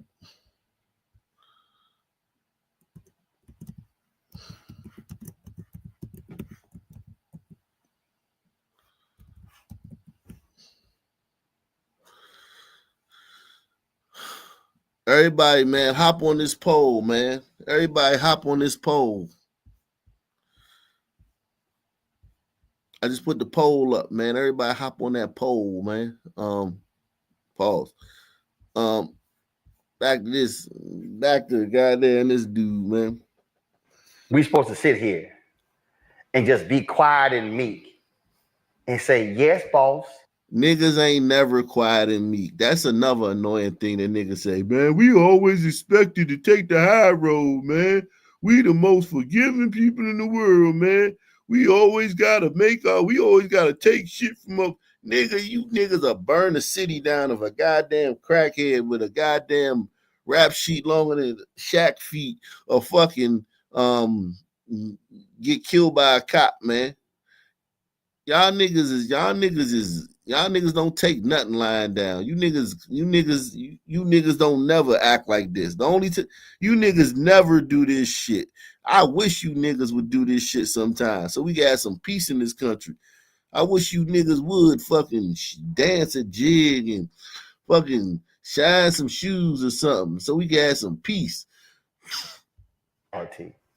Of driving while black. But we supposed to sit here and take lessons from somebody who needed heroin to study in school. We supposed to sit here and just be quiet and meek and say, yes, boss. Yeah, boss, please tell us how us good black people, how we need to act and behave in order to go forward. Please, boss, can you tell us how we need to equip our youngins? You too good at that, man. That's like with a dude. You ever see a dude, a comedian, like he'll do a skit where he playing a gay dude, and you be like, damn, you doing that too good, bro. You might want to take that out of your stand-up routine. You doing that gay character too good, bro. You doing a goddamn fucking slave. You listen, man. The next slave movie, you gonna get a call from goddamn casting agency for the next slave movie. I can tell you that much. The advertisers might not call you to put ads for fucking Dove and goddamn Pampers and Gerber baby food on your racist ass channel, but somebody from one of them casting agencies out Hollywood gonna call you to play a slave in the next slave movie. Salute to Deluxe 247, aka Cal Ripken, aka the real MVP, coming through once again. Shout out to Pamela Henderson. Salute to my bro, Savage Red, man. Savage Red in the building, man. Gangsta white boys in the building. Shout out to Eric S. Ock Nation Hall of Famer coming through once again. And say, yes, boss. Yeah, boss, please tell us how us good black people, how we need to act and behave in order to go forward. Please, boss, can you tell us how we need to equip our youngins for them to be able to survive in America? Oh, by all means, boss, can you please just give us a little of your wisdom? Because we really don't know. Yo, that's a fact, though. You listen, that last part is a fact, man. Why not learn from white people, man? You said they've been kicking our ass for 400 years. Why not learn from them, man? The NBA a copycat league, the NFL a copycat league, but life ain't a copycat league. The fuck wrong with you niggas, man? To be able to survive in America. Oh, by all means, boss, can you please just give us a little of your wisdom? Because we really don't know. We black folk, we don't know what it means to be resilient. And I'm so glad that Robert F. Kennedy Jr. came by these parts to educate us black folk on how we need to equip our kids to be resilient. So y'all, let's all just together, just give Robert F. Kennedy Jr. a round of applause for being such a gracious white man to show us white print on how to raise resilient Black youngins. Future generations will look on this day and say, praise the Lord, that God done sent Robert F. Kennedy Jr. our way to avoid vaccine shots, sent him our way to tell our Black kids, if you want to go to the highest of your graduating class, take some heroin and things will be well in school. We're going to look on this day 50 to 100 years later, and we're going to say in the year 2124, how is it that Black people 100 years from now just started soaring in America? And we're going to be able to say it was because of that wonderful white man, Robert F. Kennedy Jr., who came by to give us a little talk and to show us peons, Black folk, how to get ahead in America. Thank you, boss Robert F. Kennedy Jr. I sure appreciate it. Do you want to put your feet now on my stomach in order for you to heal your sickness and to fix the brain worm in your head? Let me just go call my nieces and my nephews and bring them along, boss, so they can lay on the floor and make you feel at home. Get the fuck out of here. Hi, I'm Isaac Hayes III, founder and CEO of Fanbase. Fanbase is a free to download, free to use.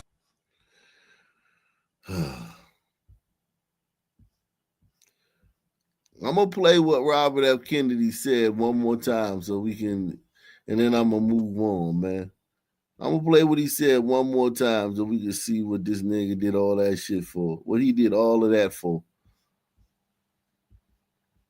So I don't think you can change that part of human nature. What you can do is you can make kids resilient against it. And the way you do that is by giving them a great education so that they know that they have potential. And the other thing is to give them business models, role models, and opportunities within their own neighborhood. You know, Black men who are running barbershops, who are running bars, who are running dance studios, who are running local businesses, restaurants, et cetera, and who are part of that community. And, you know, when I was a kid, my uncle was the first Irish Catholic president of our country. And when he ran for president, there was a tremendous resurgence in anti-Catholic sentiment in this country and a resurgence of the Ku Klux Klan. I remember crosses being burned when I was a kid against an anti-Catholic president. A lot of other, I was called a Mick, a mackerel snatcher, all these anti-Catholic slurs when I was a kid. But it never bothered me. If somebody called me that, I would think that guy's got a problem. Guy's got a problem. But I didn't think I have a problem. And that because I had a great education, I had a family who loved me, I had role models in my country, I had confidence in my own future. Oh, you know, those kind of things had no impact on me.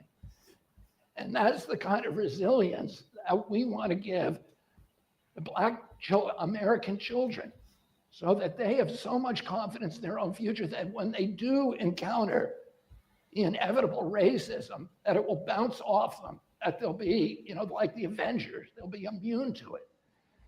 And then we don't have to stop racism altogether because we're never going to be able to do that, but we can have children that are not affected by it, that don't internalize it, that don't see it as their problem. They see it as the person whose race is problem.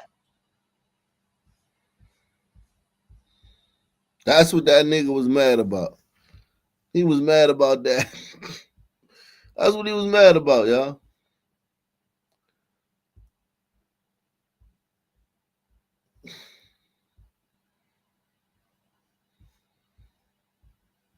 Now, this comes as a Fells Point business owner is closing his doors after police confirmed he was robbed 3 times within the past year. Fox 45's Jeff Abel takes us through the complaints from a luxury shoe store owner. That's right. One of the city's newest store owners says crime has cost him his business, and he's not the only one. It was 1 year ago when the corner of Fleet and Broadway was beaming with the opening of its newest merchant. But today, the shelves are empty. The staff is gone. Fleet and Broadway is dark again. I mean, I think it's a shame. I think the store itself added a really cool presence. Listen to the gloom. Listen to what black people do to a neighborhood. Listen to what black people do to a neighborhood. This is what black folk do to a neighborhood. Just listen. This is a nice area. Now, this comes as a Fells Point business owner is closing his doors after police confirm he was robbed 3 times within the past year. Fox 45's Jeff Abel takes us through the complaints from a luxury shoe store owner. That's right. One of the city's newest store owners says crime has cost him his business, and he's not the only one. It was 1 year ago when the corner of Fleet and Broadway was beaming with the opening of its newest merchant. But today, the shelves are empty. The staff is gone. Fleet and Broadway is dark again. I mean, I think it's a shame. I think the store itself added a really cool presence to the neighborhood. The store, called Elevate, sold high-end sneakers and was stocked with some of the most sought-after pairs. But recently, the problems at Elevate began to escalate. 3 times in the past 3 months, police confirmed thieves have crashed through the store's ground floor windows, charging inside and stealing sneakers right off the store shelves. Jeremy Heidemann was walking his dog and saw the aftermath of the last early morning break-in. Right out of the movies type thing, like just corner sections. Grand opening, grand close. Remaining. The store's owner, who wasn't talking on camera, says he had no other option but to shut down after 1 year in business. It's the latest casualty of the city's crime war that's left many businesses drowning in defeat. We don't have the resources to stay alive. A year ago, Denzel Richards shut down his Caribbean restaurant in Fells Point, insisting the city's crime war was keeping his customers away. Now, this guy, Denzel, he got a Jamaican restaurant, man, and he wasn't getting robbed, but the crime was so bad that the customers didn't want to come down there. So you got 2 situations. You got one dude who getting robbed all the time, so he got to leave. And you got another dude whose customers are afraid to come down there because niggas is down there, and he got to leave. In Fells Point, insisting the city's crime war was keeping his customers away. Any artery pouring into this area is completely blocked off. So how are you going to do the business if the streets are blocked off and people cannot come into the area? I feel bad for the owners that have to, go through all that. All that's left after the sneaker boutique opened a year ago are boarded windows, broken glass, and a lesson learned by a merchant who's gone for good. More so than anything, it's a shame that you can't just have a nice retail storefront 2 blocks from the water without having continuous issues of people breaking in. People. According to the store owner, a juvenile has now been charged in at least one of those 3 break-ins. A juvenile. A juvenile, man, a teen, man. They using coded language, man.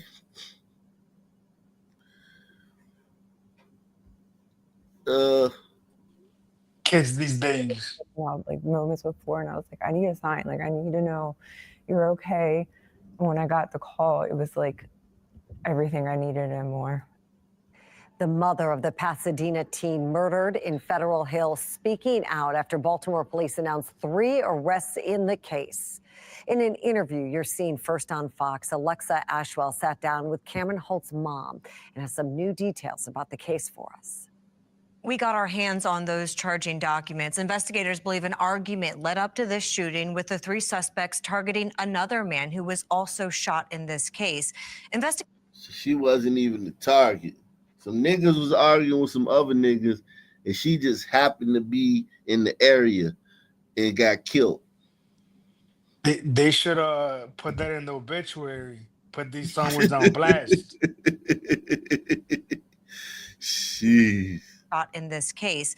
Investigators also confirmed Cameron Holt was not a part of this altercation, rather an innocent victim caught in the crossfire in one of Baltimore's most popular neighborhoods. Nearly 1 month after the worst phone call a mother could ever receive, Roxanne Spaeth received another call. And I was literally looking up like moments before, and I was like, I need a sign. Like, I need to know you're okay. And when I got the call, it was like everything I needed and more. That call was from Baltimore police, informing the Pasadena mother investigators had arrested 3 men for the murder of her daughter. Salute to Shane GT, man. He says Roland Martin was real humble and docile when Vivek ran up on him for talking shit.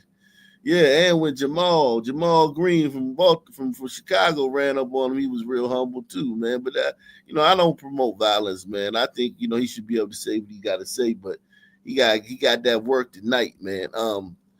What's up with the Black and Brown Coalition back in effect, man? We working together again, Wiki, man? Yo, is he on Brito though? He look like a glider, not? You think so? I think so. I know a Mick when I see one. Okay. Now he don't look like no. Maybe he could be Eastern European, but he don't look like no goddamn wasp, man. He don't look like no Anglo-Saxon, man. I don't know about Yeah, that. you're right. He could either be Russian or some shit like that, or Lithuanian. I don't know, man. Serbian. Let's see. He looked like on Rito to me, though, man. I would say he a mix. But one drop rule, man. We're gonna one drop rule him, man. He on Rito, man. These two brothers right here, they look mean, man. They so mad. Yeah, they look like they the type to put a straight bullet through an innocent female. Yeah, man, they ain't mean to do it. Now that's probably why they mad, because they ain't even mean to do it. And they got locked up for some shit they ain't even mean to do. Fucked up out here, man. God damn. Man, the white man got him 19-year-old Cameron Holt. The suspects identified by police as 28-year-old Devontae Richardson, 20-year-old Alexis Cancel Soto, and 27-year-old Deshaun Clark. The mother Alexis Cancel Soto. That sounds like a Russian to me, man. So I don't know. I'm gonna say glider still, but I never heard that name. Mother today placing a name and face with the accused. I love her son. What went through you, Mom? A lot of different mixed emotions. First, anger, like, how dare you? I'm like screaming at my phone at them. And then something came over me just to pray. What'd you pray about? That they get the justice that's needed for what they did. They took my best friend. They took my daughter. Surveillance video captured at least 24 gunshots being fired here on West Hamburg Street in Federal Hill back on October 27th. According to newly obtained charging documents, investigators believe Richardson and the second victim in this case, a 28-year-old man whose identity is being protected, got into a verbal dispute in the parking lot, and that Richardson, Cancel Soto, and Clark later fired their weapons towards his car. Cameron Holt was inside her own car and caught in the line of fire.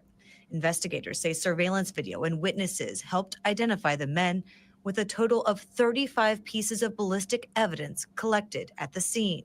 She wasn't a part of it.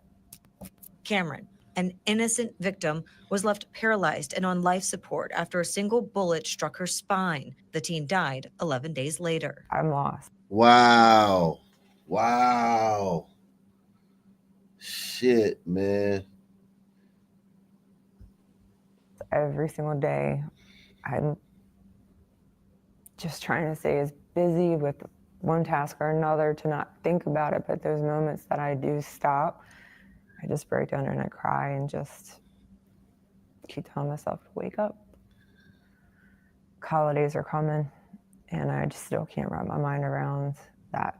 The mother finding some comfort in knowing Cameron was able to bless 4 people through the donation of her organs, including her heart, but still left shocked and heartbroken and vowing to fight for justice. I hope that the Justice for Cameron and my strong voice during this entire time gives other victims and their families the encouragement to be strong and to speak up. Because at some point, this has to stop, right? We can't continue this cycle. Court records show two of the suspects, Cancel Soto and Clark, were on probation at the time of this shooting. Cancel Soto is due in court for his bond hearing tomorrow. All three remain in custody. The craziest part for me, Ike, is the glider that the offender. I'm kind of still processing that. I'm used to saying like 3, 5 brothers. You know how they put like their pictures up every time. Mm-hmm. I'm just saying that, and just to not to see a glider in there, it just He I'm broke the kind of off monotony, balance. man. Yeah, I'm kind of off balance right now. My equilibrium. Yeah, man. He gave us some diversity, some much needed diversity, man. Thank you, brother. Everybody commits crime. In other news tonight, a violent encounter caught on surveillance video. As a man was heading to work in Middle Township, New Jersey, he was attacked in his driveway, and he's sharing his terrifying story tonight with Action News. Reporter Caroline Gogden has more. I wonder who was heading to work, and I wonder who was attacking. Man. Yeah. It's so and one of the worst parts for me, I'm gonna be honest with you, is that we gotta hear this narrative from the brothers. Like the sisters, at least they're not, they're a problem too, but they're at least not killing everybody, They don't right? know. They don't know. No, they not and they not But active. They not in the sandbox with the little boys right, and shit. but to hear the brothers spew this nonsense, like Who know? it's Who know? who Who know? know? Who They know? know. No, no, They no. know. They know because look, at the end of the day, all that shit that they spew, they know it's busting when the brothers out there. They know, Telling you. man. We gotta I'm hear telling it. you, you ain't never lied, man. And we gotta hear it. We all just gotta eat that shit. It's like a ice cream bowl of like shit, and you just gotta eat it. And it's like, why? Why in the fuck do we have to eat that shit?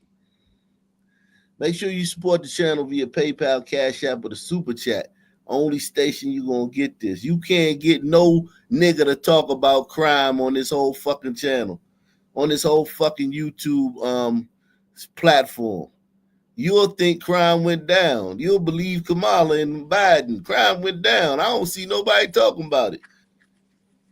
And when they do, man, the way they talk about it, it's just Yeah. it doesn't They do. talk about it like they don't want to talk about it. Yeah, it doesn't do, man. Like, and then I'll add to what you just said. You have, gliders on here talking about it. On burritos come on and talk about it. Some the brothers come on and talk about it. I mean, where? Nowhere. Talk about some bitch or some shit like that. Some woman and shit. Women these days, man. Like, yeah, Right, women. like, Don't get me wrong. right. I'm Yeah, married, so I'm right. with you, brother. On that. Yeah, bro. I mean, but people rather hear motherfuckers talk about how he got 5 kids and still wanna, man, shut the fuck up, bro. In other news tonight, a violent encounter caught on surveillance video. As a man was heading to work in Middle Township, New Jersey, he was attacked in his driveway, and he's sharing his terrifying story tonight with Action News. Reporter Caroline Gogden has more.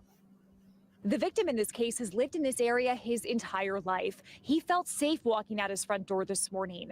Now he's hopeful that sharing his story can help other people who find themselves in a similar situation. Tonight, Mike O'Neill is at home with his family. Of course. Of course. Man, that's a shiner right there. Look at that. First one of you shocked, man. Man, that shit look like it hurt. Yeah, no doubt, man. He probably that probably ain't the only bruise, man. He looked like the dude beat him up pretty good, man. His family recovering after a terrifying scene played out as he left for work early this morning. At 4:45, I am getting ready to leave.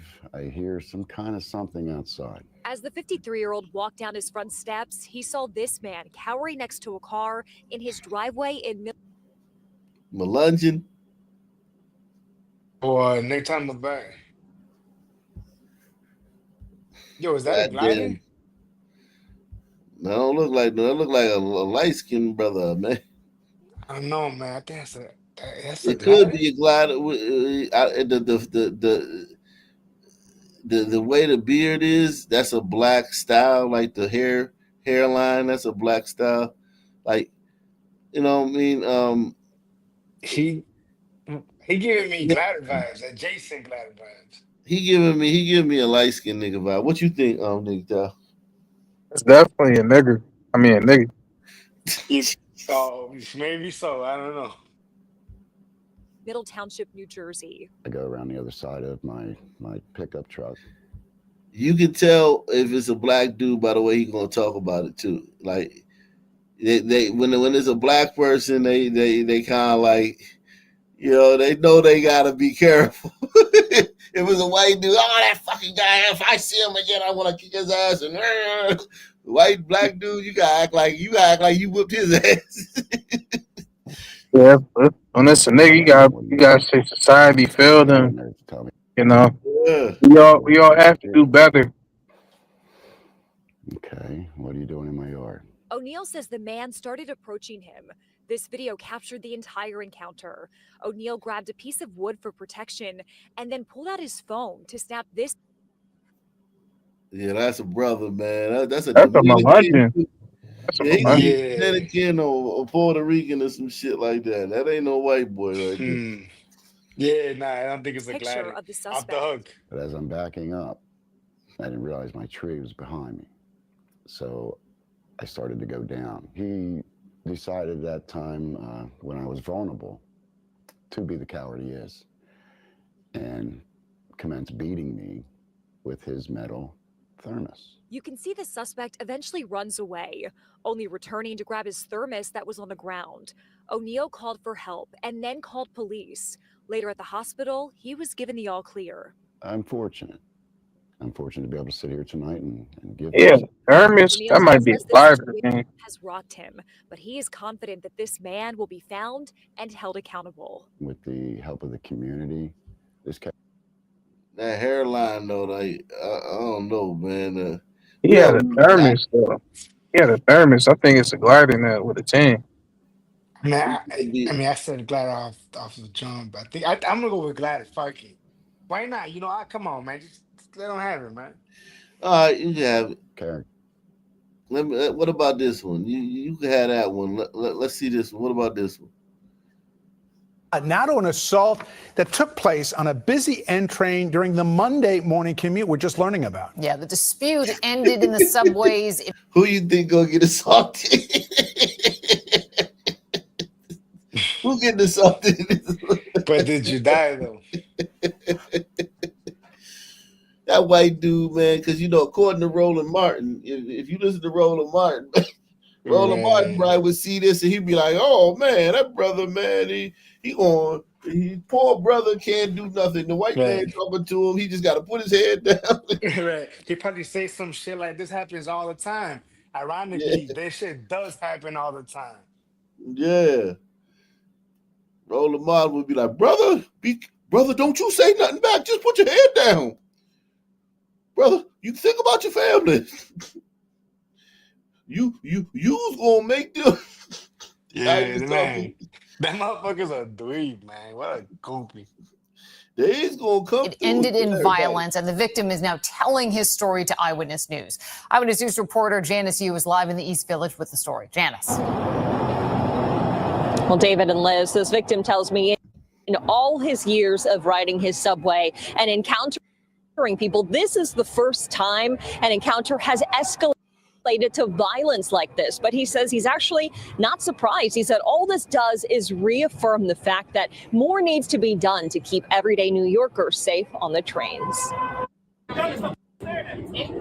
What started out as just an average Monday morning commute for Alex Rakuten turned into anything but. I'm sitting here too. He's sitting there. He tells Eyewitness News he was on the N train heading to work when the man sitting next Oh, to him man. became upset. The He's being N train. aggressive that apparently I said too close. Yeah, the N train.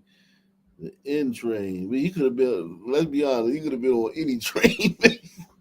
I was just saying it's ironic. The N train. And then you get assaulted by an N. Yo, whenever I see these videos, like this one right here, I just worry about how black, and I pray. Yeah, man. But I think Hot Black, we've trained him to where he wouldn't have sat Yeah, right he there. knows. I would hope so. You don't sit that close to know something because why put yourself in proximity like that? No, you shouldn't. But this son man too, right? I mean, correct me if I'm wrong, but people like this son man, like they check your energy, like they see if they could pull your home card. You know what I mean? And if they feel like they could, do it to you, then they will. But if they feel like you might shank them or you might beat their ass, you might hurt them. He's not gonna come at you like that. No doubt. But you also got the fact that like once an argument ensues, all that goes out the window. Yeah, for sure. He's being aggressive that apparently I sat too close to him. I told him, dude, just chill out. Like, just chill. It's 8:30 in the morning. Just going to work. Chill out, buddy. Nobody. Chill out. You got your ass up. You should be like, all right, man, you got it. Because here's the thing. Me in that situation, I got my pride as a son, man. I got to act tough, and I can't let nobody. But you as a white dude, nobody expecting nothing from like that from you. Nobody gonna call you a bitch or a pussy or nothing like that.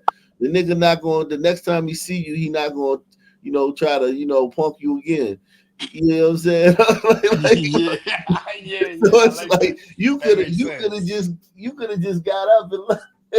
Right. but him saying chill out is like him saying shut up, son. Yeah. Chill out. Chill out is not a good thing to say. Just the best thing for this guy to have done has been like, as soon as dude said, "Why you sitting close to me?" You're like, "Oh man, my bad," and got up and walked. Just run, just start running. Don't even drop your shit and run. Because it's a no loss for you. You know what I'm saying? There's no loss. You don't want to be around niggas because you're a white liberal in a democratically run city. Your kid, you don't let your kids go to school with niggas. You don't let your kids, play, go to activities with niggas. Your kids can't. The only time your kids see niggas is like on TV and shit. So why would you, mess around? Why? Think about why you do that, and then act accordingly. I told him, dude, just chill out. Like, just chill. It's 8:30 in the morning. Just going to work. Nobody needs this. Just chill out. And he just escalated. A video from a witness shows the man, who has now been identified as Timothy Barbie, then hit Rakitin across the face, sending his glasses flying. The video may have stopped here, but the confrontation continued. And then I got on top of him. Just grabbed a hold of him. Oh wow! And I was thinking he did a Daniel Purr. He Daniel Purr. God. Dang. Lock this white man up, man. Salute the Deluxe 247, aka Cal Rickin, aka the Real VP, coming through once again. Thinking like, just don't let go because he's much bigger than me. Don't let go. What the fuck? You ain't learned nothing yet. God damn. Yeah, you supposed to. We need at least one Daniel Penny on all these little trains, man. When these sunmen start acting up, it should be like a little button you can press. Right. They pull right up, yoke the sunman right the fuck out. Everybody, Come throw your life away, white boy. Yeah, man. I don't know what's on his mind, right? So I was just holding him until the cops came. Rakuten says the 34-year-old then started calling out for help, but he says he didn't let go, fearing what Barbie might do next. Barbie was arrested and charged with assault. Rakuten luckily wasn't seriously hurt. And this incident comes as Mayor Eric Adams lauds the drop in subway crime. Even last month on our subway system, we witnessed over 20% decrease in crime in our subway system. But for some like Rakuten, those numbers just don't reflect what they're seeing on a daily basis. Everybody that gets on the subway in the morning knows they're going down into a dangerous place. That's just the reality we live in.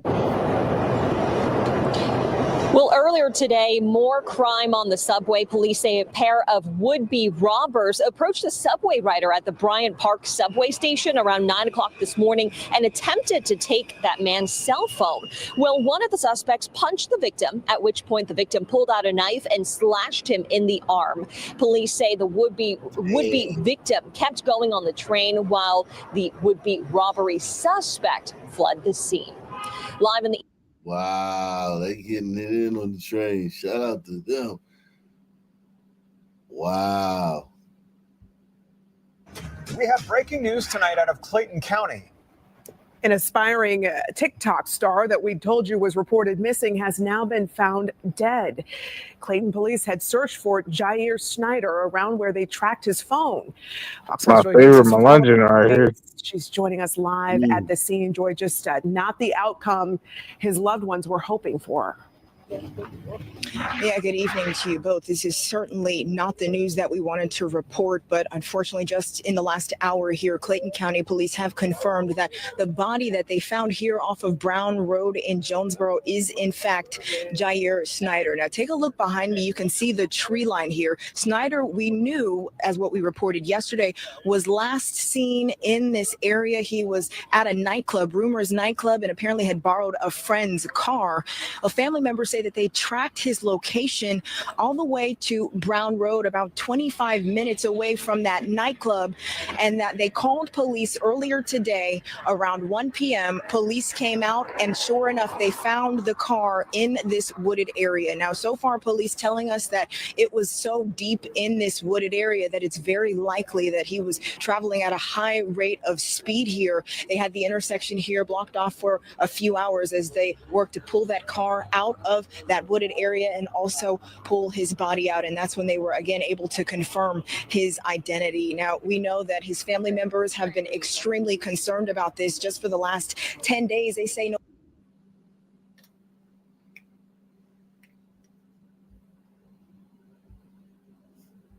November 15th was the last time anyone had heard or seen him. Here's what police are saying about this. Obviously, the timing of this is all the more heartbreaking. Yo, Mark in the back. Thanksgiving.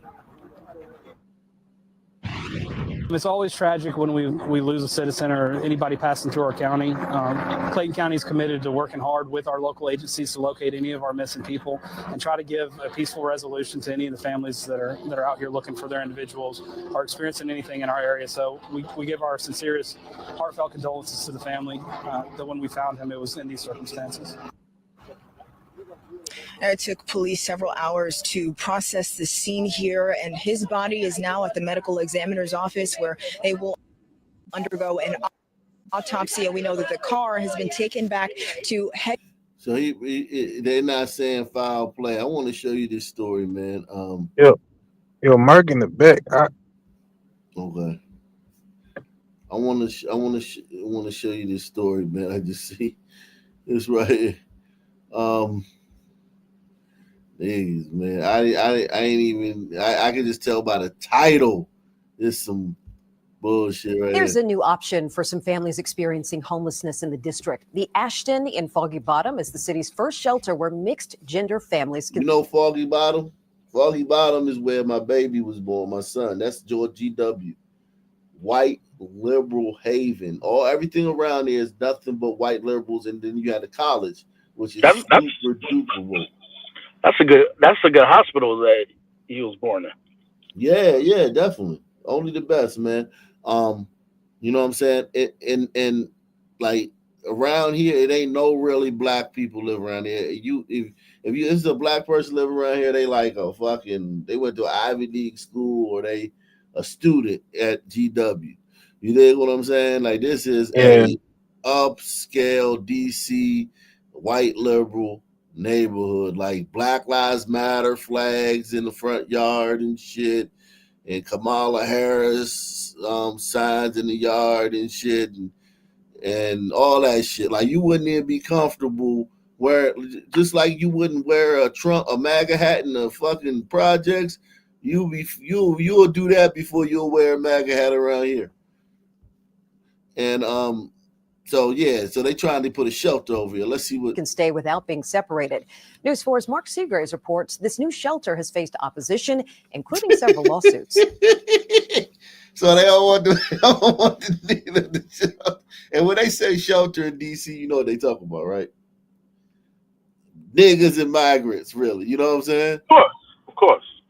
Because DC don't have a homegrown white population like Philly. We don't have like y'all South Philly. You know how how the white dudes in Philly is? They from there and shit.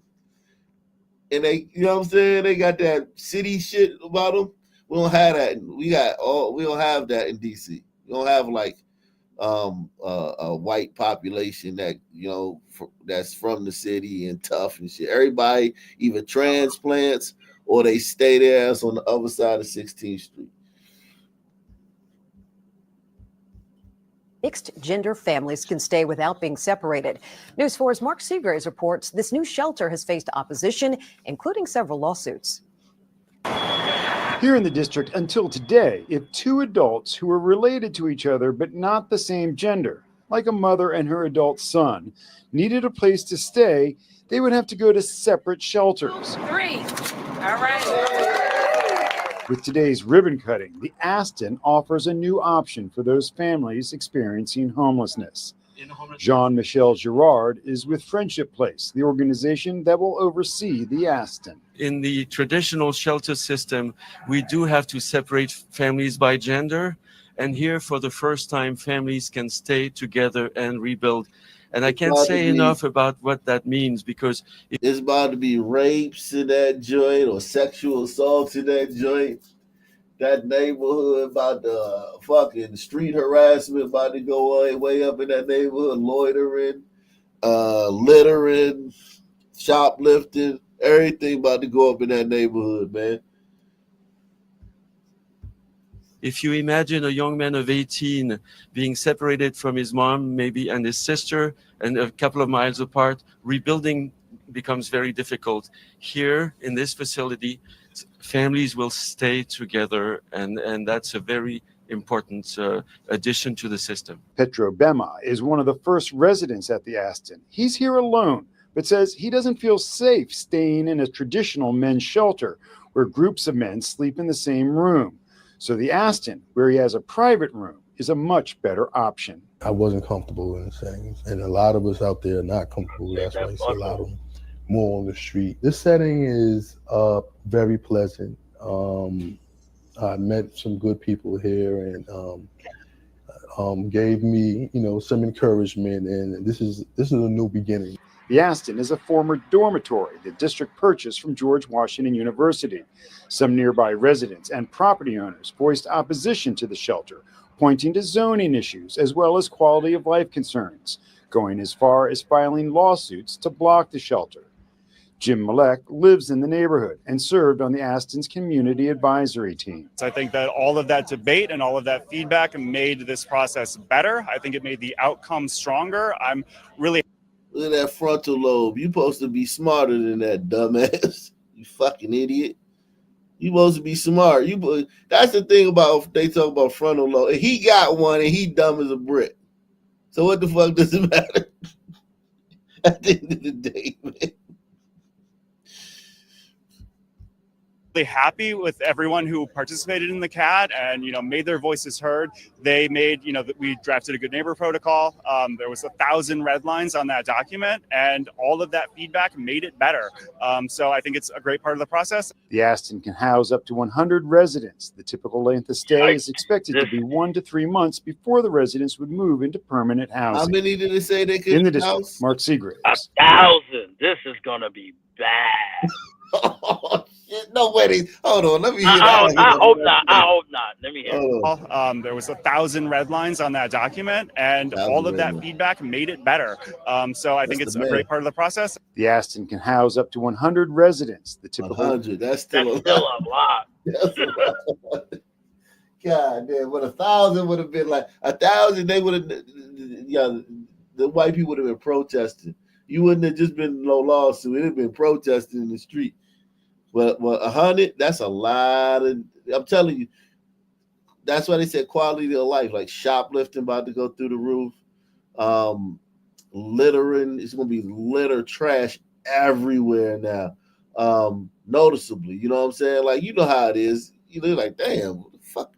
You know how it go. You been in a place where it went from no litter to litter? Have you ever been there? Irvington, my town. No, I'm talking about like a town where it's not niggas and it's no litter. Yeah, I have. I live around Westfield. Yeah, and then you know, niggas come around and shit, and you see like cups and shit on the ground, and wrappers and shit on the ground, and Scooby snacks and fucking K2 wrappers on the ground and shit, blunt guts and shit. And listen, man, yeah, man, yeah. Length of stay is expected. Yeah, good luck with this one, white folk. Y'all in it, man. Y'all are in it, man. It's gonna be tough for y'all, man. It's gonna be a tough one, man. And now at 5, we are learning new information about a late night party and shooting that left 2 people dead. Good evening. I'm Katie Houston. And I'm John Koslik in for Damon. The deadly shooting happened in one of Shaker Heights' wealthiest neighborhoods over the weekend. News 5's Nadine Abasada has spent the day. You know what that means, right, Mark? Airbnb. Yep. Airbnb. Tracking down information and joins us now with what she's found. Nadine. John, Katie, the friends that we talked to, they're still reeling from the news, but they tell us the 2 that were killed actually got along, and they hate to see that it ended this way. Police spent Sunday morning searching cars and surveying a home where a party was held just hours before. Really, I was just hurt. I was shot. While Ralphie Gianni can't believe his friend, Myron Rainey, a 30-year-old from East Cleveland, is gone. Were they that type to get in fights, both of them? No, neither one. Wow. You know, and that's the big shock. Around 3 a.m. Sunday, Ralphie told News 5 he was on the way to a friend's party when he turned around. Someone called me and said that they were shooting at the party to turn around because we was on our way to the party. And did you expect that your friend MJ was going to be the one? No, I didn't. I honestly thought it was just like some random shooting outside. Christian Page learned about his friend, 24-year-old Nazia Sanders, was killed from a phone call. Nazi was like a brother to me. Shaker Heights police say 2 men were shot and killed at a house party in the 1700 block of Shaker Boulevard near Attleboro Road. It happened around 3:30 in the morning. At this time, officials say there's no evidence a third party was involved, but it's still an active investigation. No arrests have been made. Sanders, better known as Nazi, and Myron, known as Press Play MJ, were local rappers. I've been doing MJ since 6th grade. We've been making clothes and doing our music thing for a long time. Oh man, he was so joyful, playful, loved music. He his spirit was just so joyful. Both friends hope this loss teaches the community to put the guns down. You know, I just wish both of them could have walked away. The bigger message is they shot and killed each other. We all damn, they smoked each other. That's crazy. Wow. Got to do our part and prevent gun violence. We all got to do our part and prevent arguments. We got to know how to tone them down, how to prevent arguments. How about this? Arguments are a natural occurrence, right? Arguments happen. Every race argues. White people argue. Chinese people argue. What? Chinese people argue. Everybody argues. Yeah, man. Goddamn, on burritos arguing shit. Everybody argues. Right. But who murders in broad daylight or in a party in front of goddamn hundreds of people after they argue? If that's his solution or whatever, then there's no solution. Exactly. Break up people, not instigate it, and not give in to that false dopamine in the moment. As mentioned earlier, no arrests have been made, and it's still unclear what exactly happened that left these two men dead. Also, details are few regarding the party that was advertised on social media. The police department tells us they are actively investigating, and will update you once we learn more information. Reporting in. Shit. Somebody just started shooting at this party we just heard gunshots and then people just started running. A weekend party turned tragic. I think he got shot in the face. You said you think somebody got shot in the face? I think he is dead. Two men shot and killed at a late night party at a home in a wealthy Shaker Heights neighborhood. Now the question remains, how did this happen? I just wish both of them could have walked away. In just the last few hours, we have uncovered new information about that mansion where this all unfolded this weekend. Tonight, News 5's Nadine Albasada tells us the home's been on the radar of Shaker Heights police for at least 2 months. This is Shaker Heights police. Oh, yeah, it was a shooting over here. Moments before 911 was called, Legend, who didn't want to give his full name, remembers seeing his two friends, MJ and Nazi, at the party. MJ just ran through the door. He was just like, you feel me? It was like a look in his eye, and Nazi was on his own mission and came by himself and everything. Next thing he knew, gunfire rang. Just being inside the house, you heard a shot, and then you heard like 5 more shots after. And quick sudden, everybody panicked, ran ahead. Is he breathing? No! It hurt. Later, Legend learned 24-year-old Nasia Sanders, known as Nazi, and 30-year-old Myron Rainey, known as Press Play MJ, were killed. It shocked me at first, and then by the time I really processed it, I didn't sleep for a day or two. I was crying the whole day. Days before, Press Play MJ advertised the event on his social media with a video of the same home, captioning it Mansion Pool Party. Around 3:30 Sunday morning, Shaker Heights police found the two up-and-coming rappers dead in the driveway of a home where the party was held. Police say there's no evidence a third party was involved in the shooting and no arrests have been made. Where is the person with the gun?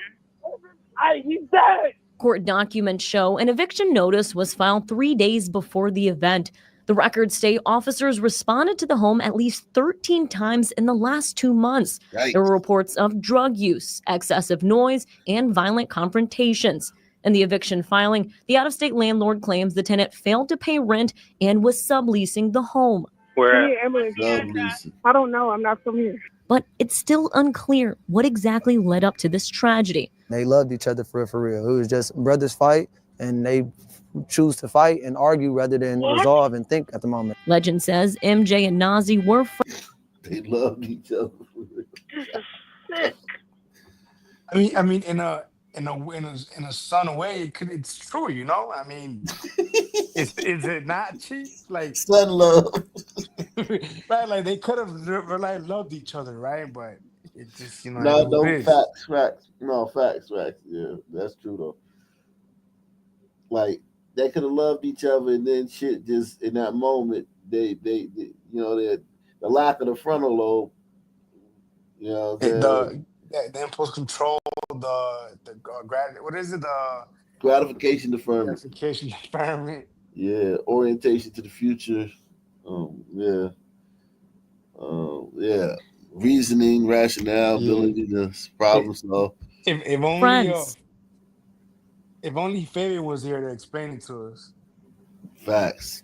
Now they're gone. Baby. Moving forward, he's pushing to stop the violence. I hope everybody take from this that violence and trying to be hard, the hardest person, that's not the answer to nothing. The answer to stuff is... Sir, there have been 13 police. Police have been here 13 times the last 2 months for violent confrontations and shit. You might have wanted to say that a little bit earlier, but whatever. Trying to talk like adults and trying to talk like people with a clear conscience. Listen to his voice. And aims to spread more light. Look at all of this stuff from Nazi. And keep his friend's music alive. It can sound corny, whatever you want to say. Love is always going to be the answer. Reporting in Shaker Heights, Nadine Albasada. Shit. Any final thoughts, guys? You know, at least nobody in that last story, at least nobody innocent got hurt, you know? Let's look at That's the bright true. side. Facts. That's very true. That's very, very true, man. Facts. Same black time, same black channel. Out of here. Peace out.